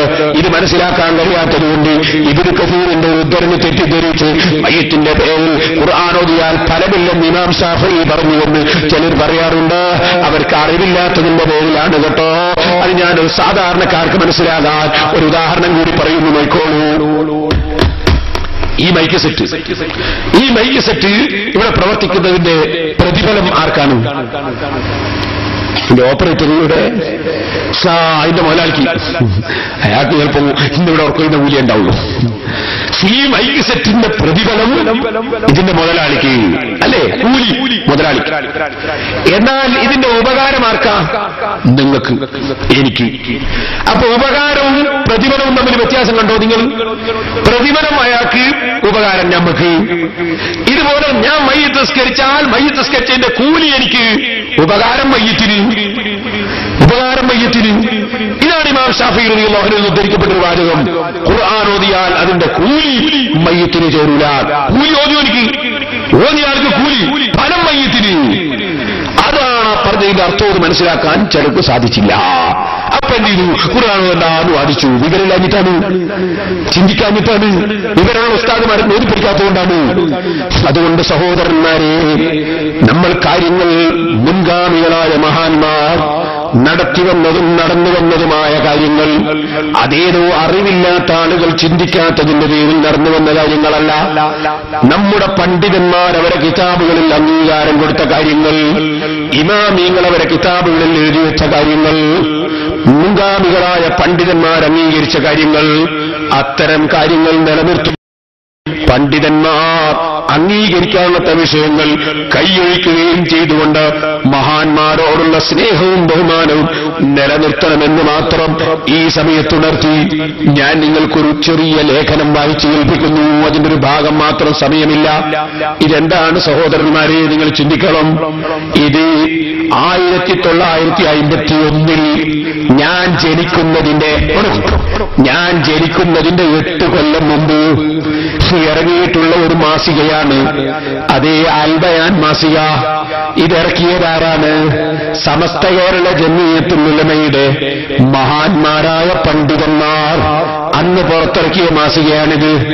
ഈ മാസികയിൽ ഇതിന്റെ 258 പേജ്, 267 പേജ്, അതുപോലെ 291 പേജ്, ഇങ്ങനെയുള്ള പേജുകൾ നോക്കിയാൽ നിങ്ങൾക്ക് കാണാം നേർച്ചകളിലുള്ള അനാചാരങ്ങൾ, നേർച്ചകളിൽ ഉണ്ടാകാൻ ചില സ്ഥലങ്ങളിൽ നടക്കുന്ന അനാചാരങ്ങളെ സംബന്ധിച്ച് വളരെ വിശദമായി ഇതിൽ പറയുന്നു.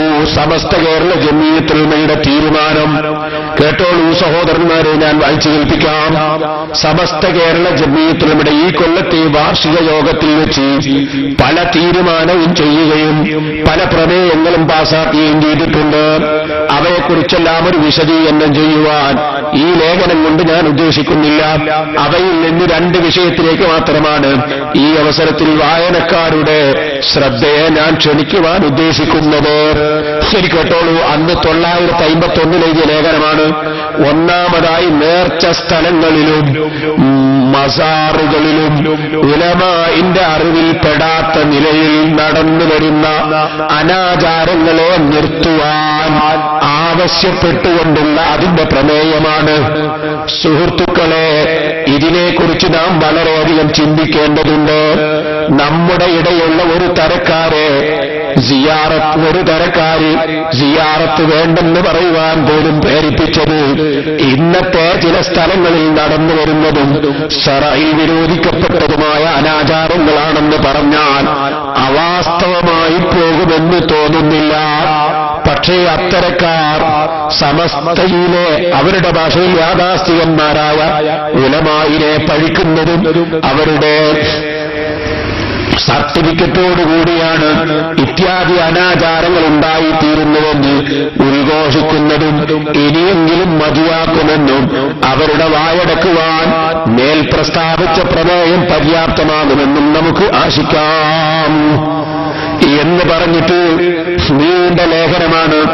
ഈ ലേഖനത്തിൽ സഹോദരന്മാരെ നിങ്ങൾക്ക് കാണാം എഴുതുന്നത് എന്താണ് കേട്ടോളൂ. ഇന്ന് ചില പ്രദേശങ്ങളിൽ നേർച്ചകൾ, കല്യാണാതിയന്തരങ്ങൾ എന്നിവയുടെ അവസരം പതിവായി നാം കണ്ടുവരുന്ന സംഗതിയാണ്. മുട്ട്, വീണവലി, വെടിമരുന്ന് പ്രയോഗം മുതലായവ ഇവ ശറഇന്റെ ദൃഷ്ടിയാ ഹറാമാണെന്ന് പിഞ്ചു പൈതങ്ങൾക്ക് പോലും അറിയുന്ന സംഗതിയാണ്.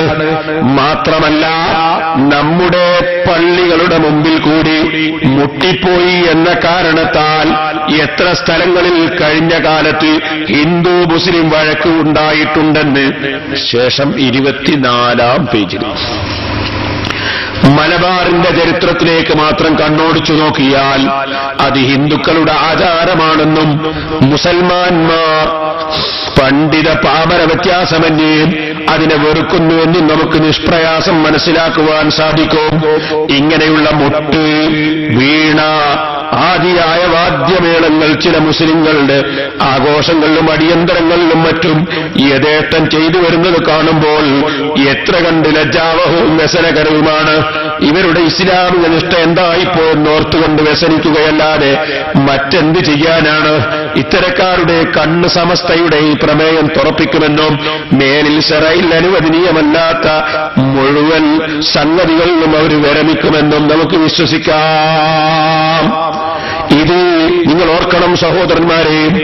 ഞാൻ ജനിക്കുന്നതിന്റെ ഏകദേശം 8-9 കൊല്ലം മുമ്പ് അതേ മഹാന്മാരായ സമസ്ത കേരള ജംഇയ്യത്തുൽ ആലിമീങ്ങൾ ബഹുമാനപ്പെട്ട മർഹൂം ഇ.കെ. അബൂബക്കർ മുസ്ലിയാർ റളിയല്ലാഹു അൻഹു തുടങ്ങിയ പണ്ഡിതന്മാർ സമസ്തയിൽ മെമ്പറാകുന്ന കാലത്ത് അത്രയും കൊല്ലങ്ങൾക്ക് മുമ്പേ നമ്മുടെ ആലിമീങ്ങൾ വളരെ നന്നായി വിശദീകരിച്ചതാണ് കേട്ടോ.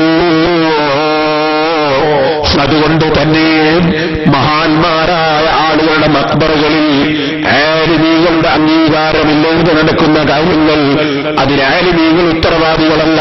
പക്ഷേ ഒരു കാര്യം അറിയാതെ ചെയ്തു പോകാറുണ്ടല്ലോ. ഈ നാട്ടിലുള്ള ജനങ്ങളോട് ഞാൻ പറയുന്നു, ഇതുവരെ നിങ്ങൾ അതിനെ സംബന്ധിച്ച് കൂടുതൽ ചിന്തിക്കാതെ ചെയ്തു പോയെങ്കിൽ അത് അല്ലാഹു നമുക്ക് എല്ലാവർക്കും മാപ്പ് നൽകുമാറാകട്ടെ. ഞാനൊരു ചെറിയ ചരിത്രം പറഞ്ഞു നിർത്തുന്നു. എല്ലാവരും എഴുന്നേറ്റ് നിൽക്കുക. സഹോദരന്മാരെ, ചെറിയ ചരിത്രം. ബഹുമാനപ്പെട്ട അലി ഇബ്നു അബീ താലിബ് റളിയല്ലാഹു അൻഹു ഞാൻ ഓർക്കുന്നു, ബുഖാരിയിൽ ഒരു ഹദീസ്. എന്താണ്? ബഹുമാനപ്പെട്ടവര് തീ കൊണ്ട് ശിക്ഷിച്ചു കളഞ്ഞു. തീ കൊണ്ട് ശിക്ഷിച്ച വിവരം ഇബ്നു അബ്ബാസ് റളിയല്ലാഹു അൻഹു അറിഞ്ഞപ്പോൾ ആണെന്ന് ഞാൻ ഓർക്കുന്നു. ഒരു പ്രഗത്ഭനായ മറ്റൊരു സഹാബി അറിഞ്ഞപ്പോൾ മഹാനവറുകൾ പറഞ്ഞു, അറിയാത്തതുകൊണ്ട് ചെയ്തു പോയതാണ്. നബി സല്ലല്ലാഹു അലൈഹി വസല്ലം പറഞ്ഞിട്ടുണ്ട്, ലാ യുഅഖിദു ഇന്നാലില്ലാ റബ്ബുന്നാർ, തീ കൊണ്ട് തീരെ പടച്ച റബ്ബ് മാത്രമേ ശിക്ഷിക്കാൻ പാടുള്ളൂ എന്ന് പറഞ്ഞിട്ടുണ്ട്. അതറിയാത്തതുകൊണ്ടാണ് അലി റളിയല്ലാഹു അൻഹു ചെയ്തു പോയത്. അപ്പൊ അറിയാതെ ചെയ്തു പോയാൽ അതുകൊണ്ട് ഒരാൾ ആക്ഷേപിക്കാൻ പാടില്ല. ശരിയും നിങ്ങൾക്ക് കാണാം, ബഹുമാനപ്പെട്ട ഉമർ ഇബ്നു ഖത്താബ് റളിയല്ലാഹു അൻഹു ഭാര്യ ആതിക ബീവി റളിയല്ലാഹു അൻഹാ സുബ്ഹിക്കും ഇശായിലും പള്ളിയിൽ പോയാൽ എന്താ കാരണം? ആരും കാണുന്നില്ല, ഇരുട്ടല്ലേ. ഇന്നത്തെ പോലെ ട്യൂബ് നന്നില്ലല്ലോ. പള്ളിയിലേക്ക് പുറപ്പെട്ടില്ലേ? ഉമർ ഇബ്നു ഖത്താബ് റളിയല്ലാഹു അൻഹു വഴിക്ക് പോയി അടിച്ചിട്ട് തിരിച്ചു പറഞ്ഞേച്ചില്ലേ? അത് ഇമാം ഇബ്നു കസീർ അദ്ദേഹത്തിന്റെ അൽ ബിദായത്തു നിഹായ രേഖപ്പെടുത്തിയില്ലേ? എന്താ കാരണം? ബുയൂത്തുഹുന്ന ഖൈറുൽ ലഹുന്ന, സ്ത്രീകൾക്ക് നിസ്കരിക്കാൻ വീടാണ് ഖൈറ് എന്ന് നബി സല്ലല്ലാഹു അലൈഹി വസല്ലം പറഞ്ഞ വിവരം ആതിക എന്ന സ്ത്രീ അറിഞ്ഞിരുന്നില്ല. അപ്പൊ അറിയാത്തതിന്റെ പേരിൽ ഒരു കാര്യം ചെയ്തു പോകൽ സ്വാഭാവികമാണ്. എന്നാൽ ഈ നെട്ടൂർ പ്രദേശത്തുള്ള മുസ്ലിമീങ്ങളോട് ഞാൻ പറയുന്നു, സയ്യിദന്മാരോടും സാധാരണക്കാരനോടും അലിമീങ്ങളോടും മുതല്ലിമീങ്ങളോടും എല്ലാവരോടും പറയുന്നു, ഇനി നിങ്ങൾ പടച്ചവന്റെ അടുക്കൽ ഉസുറുള്ളവരല്ല. കാര്യം ചെയ്യാൻ പാടില്ലാത്ത സംഗതികൾ മഹാന്മാരെ മക്ബറയിൽ വെച്ച് ചെയ്യരുതെന്ന് ഞാൻ പ്രത്യേകം പറയുന്നു. നബി സല്ലല്ലാഹു അലൈഹി വസല്ലം തങ്ങളുടെ കുടുംബങ്ങളാണ് ഇവിടെ കിടക്കുന്നത്. അവരടുക്കൽ നല്ല അദബും വൃത്തവും കാണിക്കണം. ജീവിതകാലത്തൊരാളോട് എങ്ങനെ പെരുമാറുന്നുണ്ടോ അതുപോലെ മാത്രമേ ജീവിതകാലത്തിന് ശേഷവും പെരുമാറാൻ പാടുള്ളൂ എന്ന് പണ്ഡിതന്മാര് രേഖപ്പെടുത്തിയിട്ടുണ്ട് കേട്ടോ. അതല്ലേ ബീവി ആയിഷ റളിയല്ലാഹു അൻഹാ പറഞ്ഞത്, ഞാൻ നബി സല്ലല്ലാഹു അലൈഹി വസല്ലം തങ്ങളുടെ മഖ്ബറയിൽ പോകുമ്പോ തലമറച്ചിട്ടുണ്ടോ പർദ്ദ ധരിച്ചിട്ടുണ്ടോ എന്ന് ഞാനങ്ങനെ നോക്കാറില്ല. കാരണം എന്റെ ഭർത്താവല്ലേ, എനിക്ക് എങ്ങനെയും ഇറങ്ങിക്കൂടോ. പിന്നെ എന്റെ ബാപ്പ സിദ്ദീഖ് റളിയല്ലാഹു അൻഹുവിനെ അവിടെ മറവ് ചെയ്തു. അപ്പോഴും പിന്നെ ഞാൻ അങ്ങനെ ശ്രദ്ധിക്കാറില്ല. കാരണം എന്താണ്? എന്റെ ബാപ്പയല്ലേ, എന്റെ ബാപ്പന്റെ മുമ്പിൽ തലമറക്കാതെ എനിക്ക് ഇറങ്ങിക്കൂടോ. എന്നാൽ അതിന്റെ ശേഷം ബഹുമാനപ്പെട്ട ഉമർ ഇബ്നുൽ ഖത്താബ് റളിയല്ലാഹു അൻഹുവിനെ അവിടെ മറവ് ചെയ്തപ്പോൾ ശരീരം പൂർണ്ണമായി മറച്ചിട്ടല്ലാതെ ഞാനവിടെ ഒരിക്കലും ഇറങ്ങിയിട്ടില്ല. ജീവിതകാലത്ത് എങ്ങനെയാണോ പെരുമാറുന്നത് അതുപോലെയാണ് മരണപ്പെട്ടതിന് ശേഷവും മഹാന്മാരോട് പെരുമാറേണ്ടത്. അതുകൊണ്ട് ഞാൻ ഓർമ്മപ്പെടുത്തുന്നു, സയ്യിദന്മാരെ മഖ്ബറയിൽ വളരെ ബർക്കത്തുള്ള സ്ഥലങ്ങളാണ്. അവിടെ അതവോടെ ഗുരുത്വത്തോടെ മാത്രമേ പെരുമാറാവൂ. അതുപോലെ തന്നെ ആലിമീങ്ങളെ മഖ്ബറ, ഔലിയാക്കളെ മഖ്ബറ, അവിടെ നമുക്ക് മുട്ടാനും പാടാനുമുള്ള സ്ഥലമല്ല. നൃത്തം കാണിക്കാനും അതുപോലെ നാടകം കാണിക്കാനുമുള്ള സ്ഥലമല്ല. അവർക്ക് ഏറ്റവും ഇഷ്ടപ്പെട്ടതാണ് അവിടെ വേണ്ടത്. അവർക്ക് ഇഷ്ടപ്പെട്ടത് പരിശുദ്ധ ഖുർആനോദൽ തന്നെ, ദിക്ർ ചൊല്ലൽ തന്നെ, സ്വലാത്ത് ചൊല്ലൽ തന്നെ. അങ്ങനെ അവരിഷ്ടപ്പെടുന്ന സംഗതികളാണ് അവരുടെ മക്ബറകളിൽ വെച്ച് നമ്മളെപ്പോഴും ചെയ്യേണ്ടതെന്ന് ഞാൻ പ്രത്യേകം ഉണർത്തുന്നു. അതുപോലെ മക്ബറയുടെ സമീപത്ത് വാല് പറയുന്നത് ഞാൻ നേരത്തെ പറഞ്ഞല്ലോ, നല്ല കാര്യമാണ്. അങ്ങനെയുള്ള നല്ല കാര്യങ്ങളിൽ മാത്രമേ നമ്മൾ ഏർപ്പെടാവൂ എന്ന് പ്രത്യേകം ഉണർത്തുന്നു. ഇത് ഇന്നും നിങ്ങളെയും പറയുന്നതല്ല, ഇവിടെ മാത്രം പറയുന്നതല്ല. ഞാൻ എന്റെ കുട്ടിക്കാലത്ത് മുതഅല്ലിമായിരുന്ന കാലത്ത് പല മഹാന്മാരെയും മഖ്ബറ സിയാറത്ത് ചെയ്യാൻ വേണ്ടി പോയിരുന്നു. അൽഹംദുലില്ലാ, അതിന്റെ ബർക്കത്തും അല്ലാഹു എനിക്ക് തന്നിട്ടുണ്ട്. അല്ലാഹു നമുക്ക് നിറവേറ്റി തരുമാറാകട്ടെ. അങ്ങനെ ഞാൻ സിയാറത്ത് ചെയ്യാൻ പോയ കൂട്ടത്തിൽ പുത്തമ്പള്ളി ജാറത്തിൽ സിയാറത്തിന് പോയി. ഞാൻ അവിടെ ചെന്നു. ഒരു വലിയ പെരുന്നാൾ കഴിഞ്ഞ ഒഴിവ് സമയത്താണ് പോയത്. ചില മുതഅല്ലിമീങ്ങളുടെ ദർസുൽ കിതാബ് ഓതുന്ന സമയത്ത് കിതാബിലെ സെബുക്കും മുടക്കിയിട്ട് സിയാറത്തിന് പോകുന്നവർ പാടില്ല കേട്ടോ. ഔലിയാക്കൾ ഇഷ്ടപ്പെടൂല. നമ്മൾ സെബുക്കും മുടക്കി സിയാറത്തിന് എന്നാൽ ഔലിയാക്കൾ ഇഷ്ടപ്പെടൂല. അതേ സമയത്ത് പെരുന്നാളിന്റെ ഒഴിവിലോ മറ്റോ പോയാൽ അത് ഔലിയാക്കൾക്കും ഇഷ്ടമുള്ളത് തന്നെ. ഞാൻ വലിയ പെരുന്നാളിന്റെ ഒഴിവിലാണ് വന്ന് പോയത്. ഇരിക്കട്ടെ, അങ്ങനെ ചെന്നു. ഞാൻ പുത്തമ്പള്ളി ജാറത്തിൽ ചെന്നു. ഞാൻ വല്ലാതെ വിഷമിച്ചുപോയി. എന്താ കാണുന്നതെന്നറിയാമോ? ജാറത്തിലൊരു മൊയ്യാറെ പേരിലൊരാളുണ്ട്. വിവരമുണ്ടോന്ന് എനിക്കറിയില്ല. ഒരു മൊയ്യാറെ പേരിലൊരാൾ നിൽക്കുന്നുണ്ട്. ഒരു പെണ്ണവിടേക്ക് വരുന്നുണ്ട്. വന്നിട്ട് അവിടെ നിന്ന് കുറച്ച് വെളിച്ചെണ്ണ ഇങ്ങോട്ട് എടുത്തു. ആ വെളിച്ചെണ്ണ മൊയ്യാറങ്ങ് ഒഴിച്ചു കൊടുക്കാണ് വന്യ പെണ്ണിന്റെ കയ്യിലേക്ക്. എന്നിട്ടോ ആ പെണ്ണ് ആ കയ്യിൽ നിന്ന് ആ വെളിച്ചെണ്ണ ഇങ്ങോട്ട് എടുത്തിട്ട് സ്വന്തം തലയിലെ തട്ടമങ്ങ് എടുത്തു കളയുകയാണ്. ഞാൻ കയറി ചെല്ലുമ്പോൾ കണ്ടുപോയതാ, മനഃപൂർവ്വം നോക്കിയതല്ല കേട്ടോ. അങ്ങനെ ഈ തട്ടമങ്ങ് എടുത്തിട്ട് തലയിൽ പുരട്ടുകയാണ് വെളിച്ചെണ്ണ. ഞാൻ കണ്ടപ്പോ വല്ലാത്ത സങ്കടമായി പോയി. അന്യപുരുഷന്റെ മുമ്പിൽ തലമറക്കാതെ ഇറങ്ങുന്നത് ഹറാമല്ലേ ഉമ്മമാരെ? മഖബറയിൽ വെച്ച സാധനത്തിന് ബർക്കത്തുണ്ടെന്ന് വേണമെങ്കിൽ കരുതാം. പക്ഷേ ഹറാമായ നിനക്കത് ഉപയോഗിക്കാൻ പാടില്ലല്ലോ. ഞാൻ അവിടെ നിന്ന് സിയാറത്തും കഴിഞ്ഞ് ആ കമ്മിറ്റിന്റെ സെക്രട്ടറിയുടെ ഓഫീസിലേക്ക് ചെന്നോക്കുമ്പോൾ അയാൾ അവിടെ ഇല്ല. അയാളോട് ഇത് പറയേണ്ടിട്ടാ പോയത്. അല്ലേ, നമ്മുടെ കടപ്പാടല്ലേ, കണ്ടത് പറയണ്ടേ. ഞാനവിടെ ചെന്നു, സെക്രട്ടറി ഇല്ല. ഞാനൊരു എഴുത്തവിടെ എഴുതി വെച്ചിട്ട് പോന്നു. പിന്നീട് ഞാൻ അന്വേഷിച്ചപ്പോൾ മനസ്സിലാക്കാൻ സാധിച്ചു, അന്നത്തെ സെക്രട്ടറി മുജാഹിദാണ്. പിന്നെ ഇങ്ങനത്തെ കാര്യം നടക്കാതിരിക്കുമോ? അതുകൊണ്ട് ഞാൻ പറയട്ടെ, സുന്നത്ത് ജമാഅത്തിന്റെ വിശ്വാസങ്ങളും കർമ്മങ്ങളും ഇമാമീങ്ങളെ കിതാബുകളിൽ എഴുതി വെച്ചതനുസരിച്ച് മഖബറകൾ നടത്തിയില്ലെങ്കിൽ പടച്ചവന്റെ അടുക്കൽ മഖബറയിലുള്ള മഹാന്മാർ നമുക്കെതിരെ സാക്ഷി പറയും കേട്ടോ. പിന്നീട് എനിക്കവിടെ SYSന്റെ ഒരു പരിപാടി ഉണ്ടായി. അന്ന് ഞാൻ SSFന്റെ സ്റ്റേറ്റ് പ്രസിഡന്റ് ആയിരുന്നു. കാലം കുറേയായി, 10-15 കൊല്ലം മുമ്പാണ്. പെരുമ്പടപ്പിൽ ഞാൻ അങ്ങനെ അന്നൊരു ക്ലാസ് എടുത്തു. ഒരു പൊതുയോഗത്തിൽ SYSന്റെ യോഗത്തിൽ പ്രസംഗിക്കുകയാണ്. അന്നത്തെ പ്രസംഗം മാധ്യമം പത്രം 1991 കൊല്ലം 15-16 അന്നത്തെ മാധ്യമം പത്രത്തിൽ നിങ്ങൾക്ക് റിപ്പോർട്ട് കാണാം. ഞാൻ വായിച്ചു കേൾപ്പിക്കുന്നു. ജാറം കാണുന്ന പെണ്ണുങ്ങൾ പർദ്ദ ധരിക്കണം. പെരുമ്പടപ്പ് ജാറങ്ങളിലും മഖ്ബറകളിലും മുസ്ലിം സ്ത്രീകൾ പർദ്ദ ധരിക്കാതെ സന്ദർശനം നടത്തുന്നത് ബന്ധപ്പെട്ട മതസ്ഥാപന ഭാരവാഹികൾ നിരോധിക്കണമെന്ന് സുന്നി സ്റ്റുഡൻസ് ഫെഡറേഷൻ സംസ്ഥാന പ്രസിഡന്റ് പേരോട് അബ്ദുറഹ്മാൻ സഖാഫി ആവശ്യപ്പെട്ടു. ജാറങ്ങളിൽ വരുന്ന അന്യ സ്ത്രീകളുടെ കയ്യിൽ പുരുഷന്മാര് വെളിച്ചെണ്ണ പകർന്നു കൊടുക്കുന്നതും തലമുടിയിൽ പുരട്ടുന്നതും അനിസ്ലാമികമാണെന്ന് അദ്ദേഹം പറഞ്ഞു. പെരുമ്പടപ്പ് മുത്തമ്പള്ളി ജാറത്തിനു സമീപം 3 ദിവസം നീണ്ടുനിന്ന സമസ്ത കേരള സുന്നി യുവജന സംഘം സംസ്ഥാന നേതൃ ക്യാമ്പിന്റെ സമാപനത്തോടനുബന്ധിച്ചുള്ള പൊതുയോഗത്തിൽ പ്രസംഗിക്കുകയായിരുന്നു അദ്ദേഹം.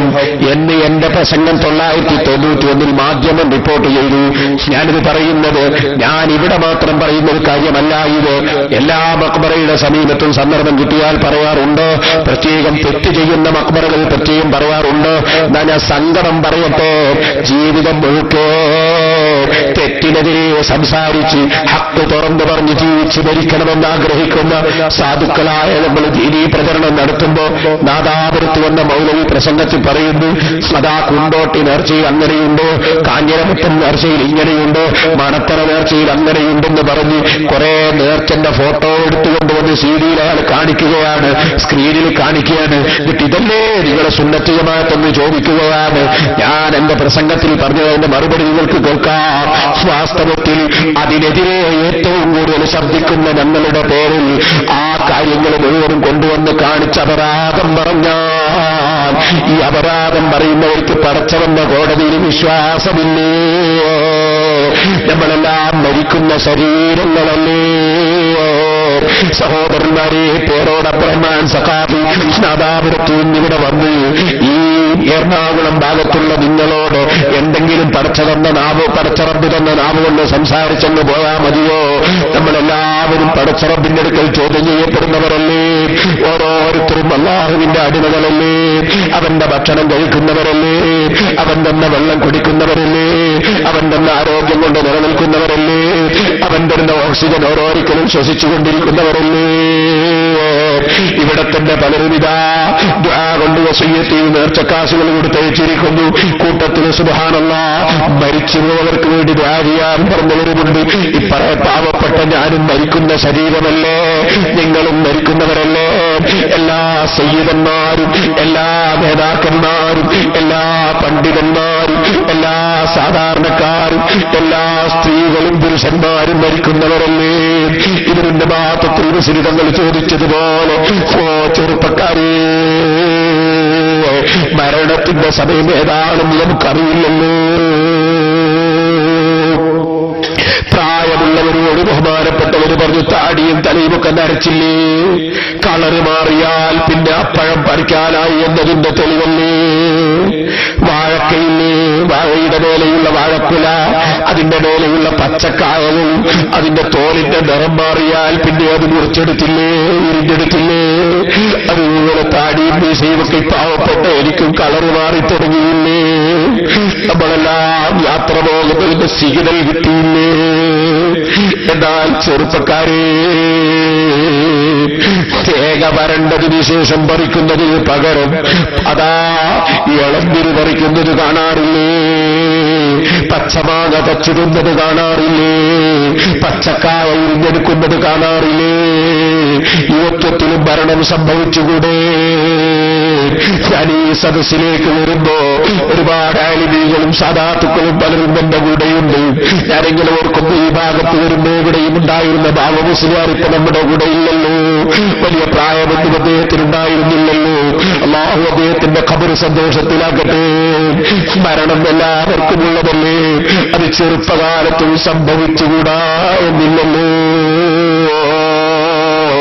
ഇനി ഒന്നുകൂടി ഞാൻ നിങ്ങളോട് പറയട്ടെ, ഇവരുടെ ഭാഗത്തിൽ വിശ്രിതങ്ങൾ ചെറിയ മക്കളെ വിളിച്ചിട്ട് പറയുന്നു, കുട്ടികളെ, മച്ചിങ്ങ തെറിച്ചു പോകുന്ന വെളിച്ചിന് തൊഴിഞ്ഞു പോകുന്നത് നിങ്ങൾ കാണാറില്ലേ, ഉണ്ണിമാങ്ങ കൊഴിഞ്ഞു പോകുന്നത് കാണാറില്ലേ, പച്ചക്കറി പിടിയിട്ട് വരുന്ന സമയത്ത് ഈച്ച കുത്തിപ്പോകുന്നത് കാണാറില്ലേ.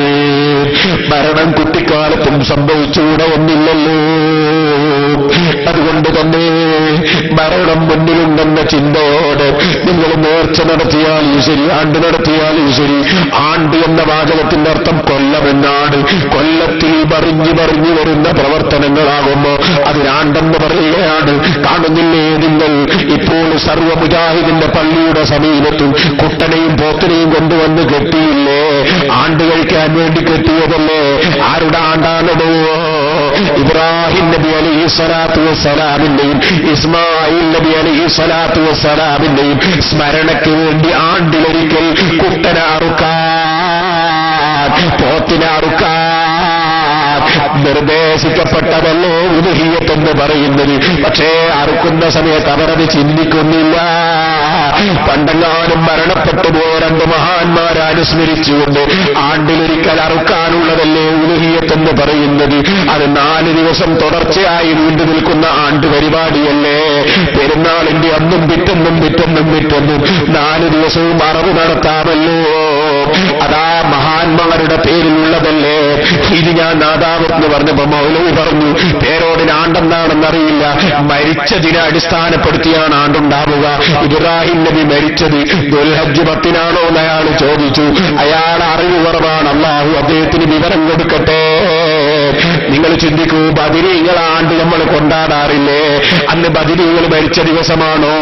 ബദരീങ്ങളിൽ 1-ാമത്തെ മെമ്പർ മുഹമ്മദുർ റസൂലുള്ളാഹി വഫാത്തായത് റമദാൻ 17-നാണോ? റസൂലുള്ളാഹിന്റെ വഫാത്ത് റമദാൻ 17-നാണോ? സിദ്ദീഖുൽ അക്ബർ 2-ാമത്തെ മെമ്പറാണ്, വഫാത്ത് റമദാൻ 17-നാണോ? ഉമർ ഇബ്നുൽ ഖത്താബ് 3-ാമത്തെ മെമ്പറാണ്, അവിടുത്തെ വഫാത്ത് റമദാൻ 17-നാണോ? റമദാൻ 17-ന് ബദരീങ്ങൾ ആണ്ട് കൊണ്ടാടുന്നതിന്റെ കാരണം എന്താണ്? ബദരീങ്ങളുടെ ജീവിതത്തിൽ പ്രധാനപ്പെട്ട സംഗതി നടന്ന ദിവസമാണെന്ന്. അതുകൊണ്ട് ആ ദിവസം അതിന് തെരഞ്ഞെടുത്തു, ആ മാസം അതിന് തെരഞ്ഞെടുത്തു. ഇതുപോലെ ഇബ്രാഹിം നബി അലൈഹി അലൈഹിസ്സലാത്തു വസ്സലാമിന്റെയും ഇസ്മായിൽ നബിയുടെയും ജീവിതത്തിൽ വളരെ പ്രധാനപ്പെട്ട ത്യാഗം നടന്ന ദിവസം അവരുടെ ആണ്ടിനു വേണ്ടി മുസ്ലിം ലോകത്ത് അല്ലാഹു നിശ്ചയിച്ചു. അതിനാൽ 4 ദിവസവും കൊല്ലത്തിലൊരിക്കൽ ഈ 2 മഹാന്മാരെ അനുസ്മരിച്ചുകൊണ്ട് അല്ലാഹുവിന്റെ പേര് ഉച്ചരിച്ച് കുട്ടനെയും പോത്തിനെയും ഒക്കെ അറുത്തു കൊടുക്കുന്നത് അതാ സുന്നികളല്ലാത്തവരും ആണ്ട് വിരോധികളും അറുത്തു കൊടുക്കുന്നത് കാണുന്നില്ലേ? അവരും ആ മാംസം തിന്നുന്നില്ലേ? പക്ഷേ അവരതിന്റെ നിയമങ്ങൾ അതിലംഘിച്ചുകൊണ്ട് പല സ്ഥലത്തും അതിന്റെ മാംസം കൊടുക്കാൻ പറ്റാത്തവർക്കും കൊടുക്കുന്നുണ്ട്. അതവർക്ക് എല്ലാം കല്ലത്താക്കണമെന്ന ചിന്തയാണ്. എല്ലാ ദീനിന്റെ നിയമങ്ങളും പൊളിച്ചെഴുതേണ്ട ആവശ്യമാണ്. അത് നമുക്ക് പറ്റില്ലല്ലോ. ഇപ്പോൾ ഞാൻ അതിലേക്കൊന്നും കടക്കുന്നില്ല. എന്റെ കട്ടുപ്പാറ പ്രസംഗത്തിന്റെ സീഡി കിട്ടുമ്പോൾ നിങ്ങൾ കേട്ടോളൂ, കുറ്റ്യാടിയിലെ പ്രസംഗത്തിന്റെ കേട്ടോളൂ. ഇത് ഞാൻ ആ സീഡിയിൽ കാണിക്കുന്നുണ്ട്. ഇതൊരു ചെറിയ പുസ്തകമാണ്.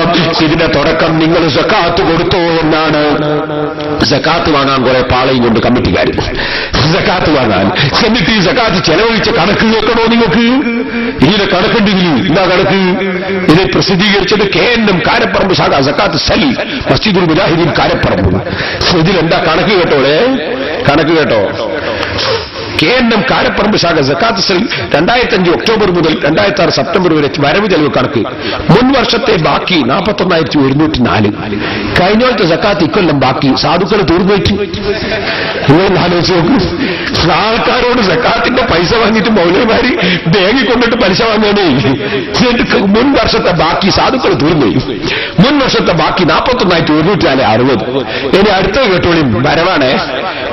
മേൽപ്പറഞ്ഞ കാലയളവിൽ മൊത്തം വരവ് 2,65,522. ഇനി ഒരു വരവ് കേട്ടോളി. അടുത്ത വരവ് ബാങ്ക് പലിശ 939. സക്കാത്തിന്റെ ഫണ്ടിലേക്ക് ബാങ്ക് പലിശ വരവേ. നിങ്ങൾ ആലോചിച്ചു എവിടെ എത്തി ഇസ്ലാം? സുബ്ഹാനല്ലാഹ്. അഹല്ലല്ലാഹുൽ ബൈഅ വഹറമ റിബാ. കച്ചവടം അല്ലാഹു ഹലാലാക്കി, പലിശ അല്ലാഹു ഹറാമാക്കി. ഇത് ഖുർആൻ പറയും. എന്നിട്ട് മൗലവിമാര് ബാങ്ക് പലിശ സക്കാത്തിന്റെ ഫണ്ടിലേക്ക്. ഇനി നിങ്ങൾക്ക് ഇതിന്റെ ചെലവ് വെക്കണോ? അല്ലാഹു തആല സക്കാത്ത് കൊടുക്കാൻ പറഞ്ഞായിരിക്കാ ഇന്നമ സദഖാത്തു ലിൽ ഫുഖറാഇ വൽ മസാകീൻ 8 കൂട്ടർക്കാ. അതിന്റെ ചെലവിന്റെ കണക്ക് കേട്ടോ നോക്കി കേട്ടോളി. ചെലവ് പ്രിന്റിംഗ് ചാർജ് 520. പ്രിന്റിംഗ് ചാർജ് സക്കാത്തിന്റെ ചെലവ് ഇന്നമ സദഖാത്തു ലിൽ ഫുഖറാഇ വൽ പ്രിന്റിംഗ്. ഇങ്ങനെ ഖുർആനിലുണ്ടോ? ആളുകളൊക്കെ പറയും ഖുർആനും സുന്നത്തും മുറുക്കി പിടിക്കണം. എന്ത് ഖുർആനും സുന്നത്തും? അതുകൊണ്ട് മുസ്ലിമീങ്ങളെ, നിങ്ങളെ സക്കാത്ത് കമ്മിറ്റിയുമായി വരുന്ന കക്ഷികൾക്ക് സക്കാത്ത് പിരിക്കാൻ നടക്കുന്ന കമ്മിറ്റിക്കാർക്ക് കൊടുത്ത് നിങ്ങൾ പലിശക്കാരാകല്ല കേട്ടോ, സക്കാത്ത് വീടാത്തവരാകല്ല കേട്ടോ. ഇതൊക്കെ ഞങ്ങൾ ചൂണ്ടിക്കാണിക്കുമ്പോ തർക്കം പറയുകയാണെന്ന് മുസ്ലിമീങ്ങളെ നിങ്ങൾ തെറ്റിദ്ധരിക്കല്ല. നിങ്ങൾ ആഖിറത്തിൽ വെച്ച് ഞങ്ങളെ പിടികൂടും. ഞങ്ങളിത് പറഞ്ഞില്ലെങ്കിൽ നിങ്ങൾ ആഖിറത്തിൽ വെച്ച് കുടുങ്ങുമ്പോൾ ഞങ്ങളെ പിടികൂടും. നിങ്ങൾ ചീത്ത പറയുന്നില്ലല്ലോ, തെറി പറയുന്നില്ലല്ലോ, തെളിവ് സഹിതമല്ലേ കാര്യങ്ങൾ പറയുന്നത്. അന്ന് മുസ്ലിമീങ്ങളെ, സിറാത്തല്ലദീന അൻഅംത അലൈഹിം, നീ അനുഗ്രഹിച്ച മഹാന്മാരുടെ വഴിയിൽ എന്ന് നമ്മൾ ദുആ ചെയ്യുന്നില്ലേ? ആ മഹാന്മാരായ പണ്ഡിതന്മാരെയും സജ്ജനങ്ങളെയും പിന്തുടർന്ന് ജീവിച്ച് മരിക്കണമെന്ന് എന്നോടും നിങ്ങളോടും വസിയ്യത്ത് ചെയ്ത് ഞാൻ എന്റെ പ്രസംഗം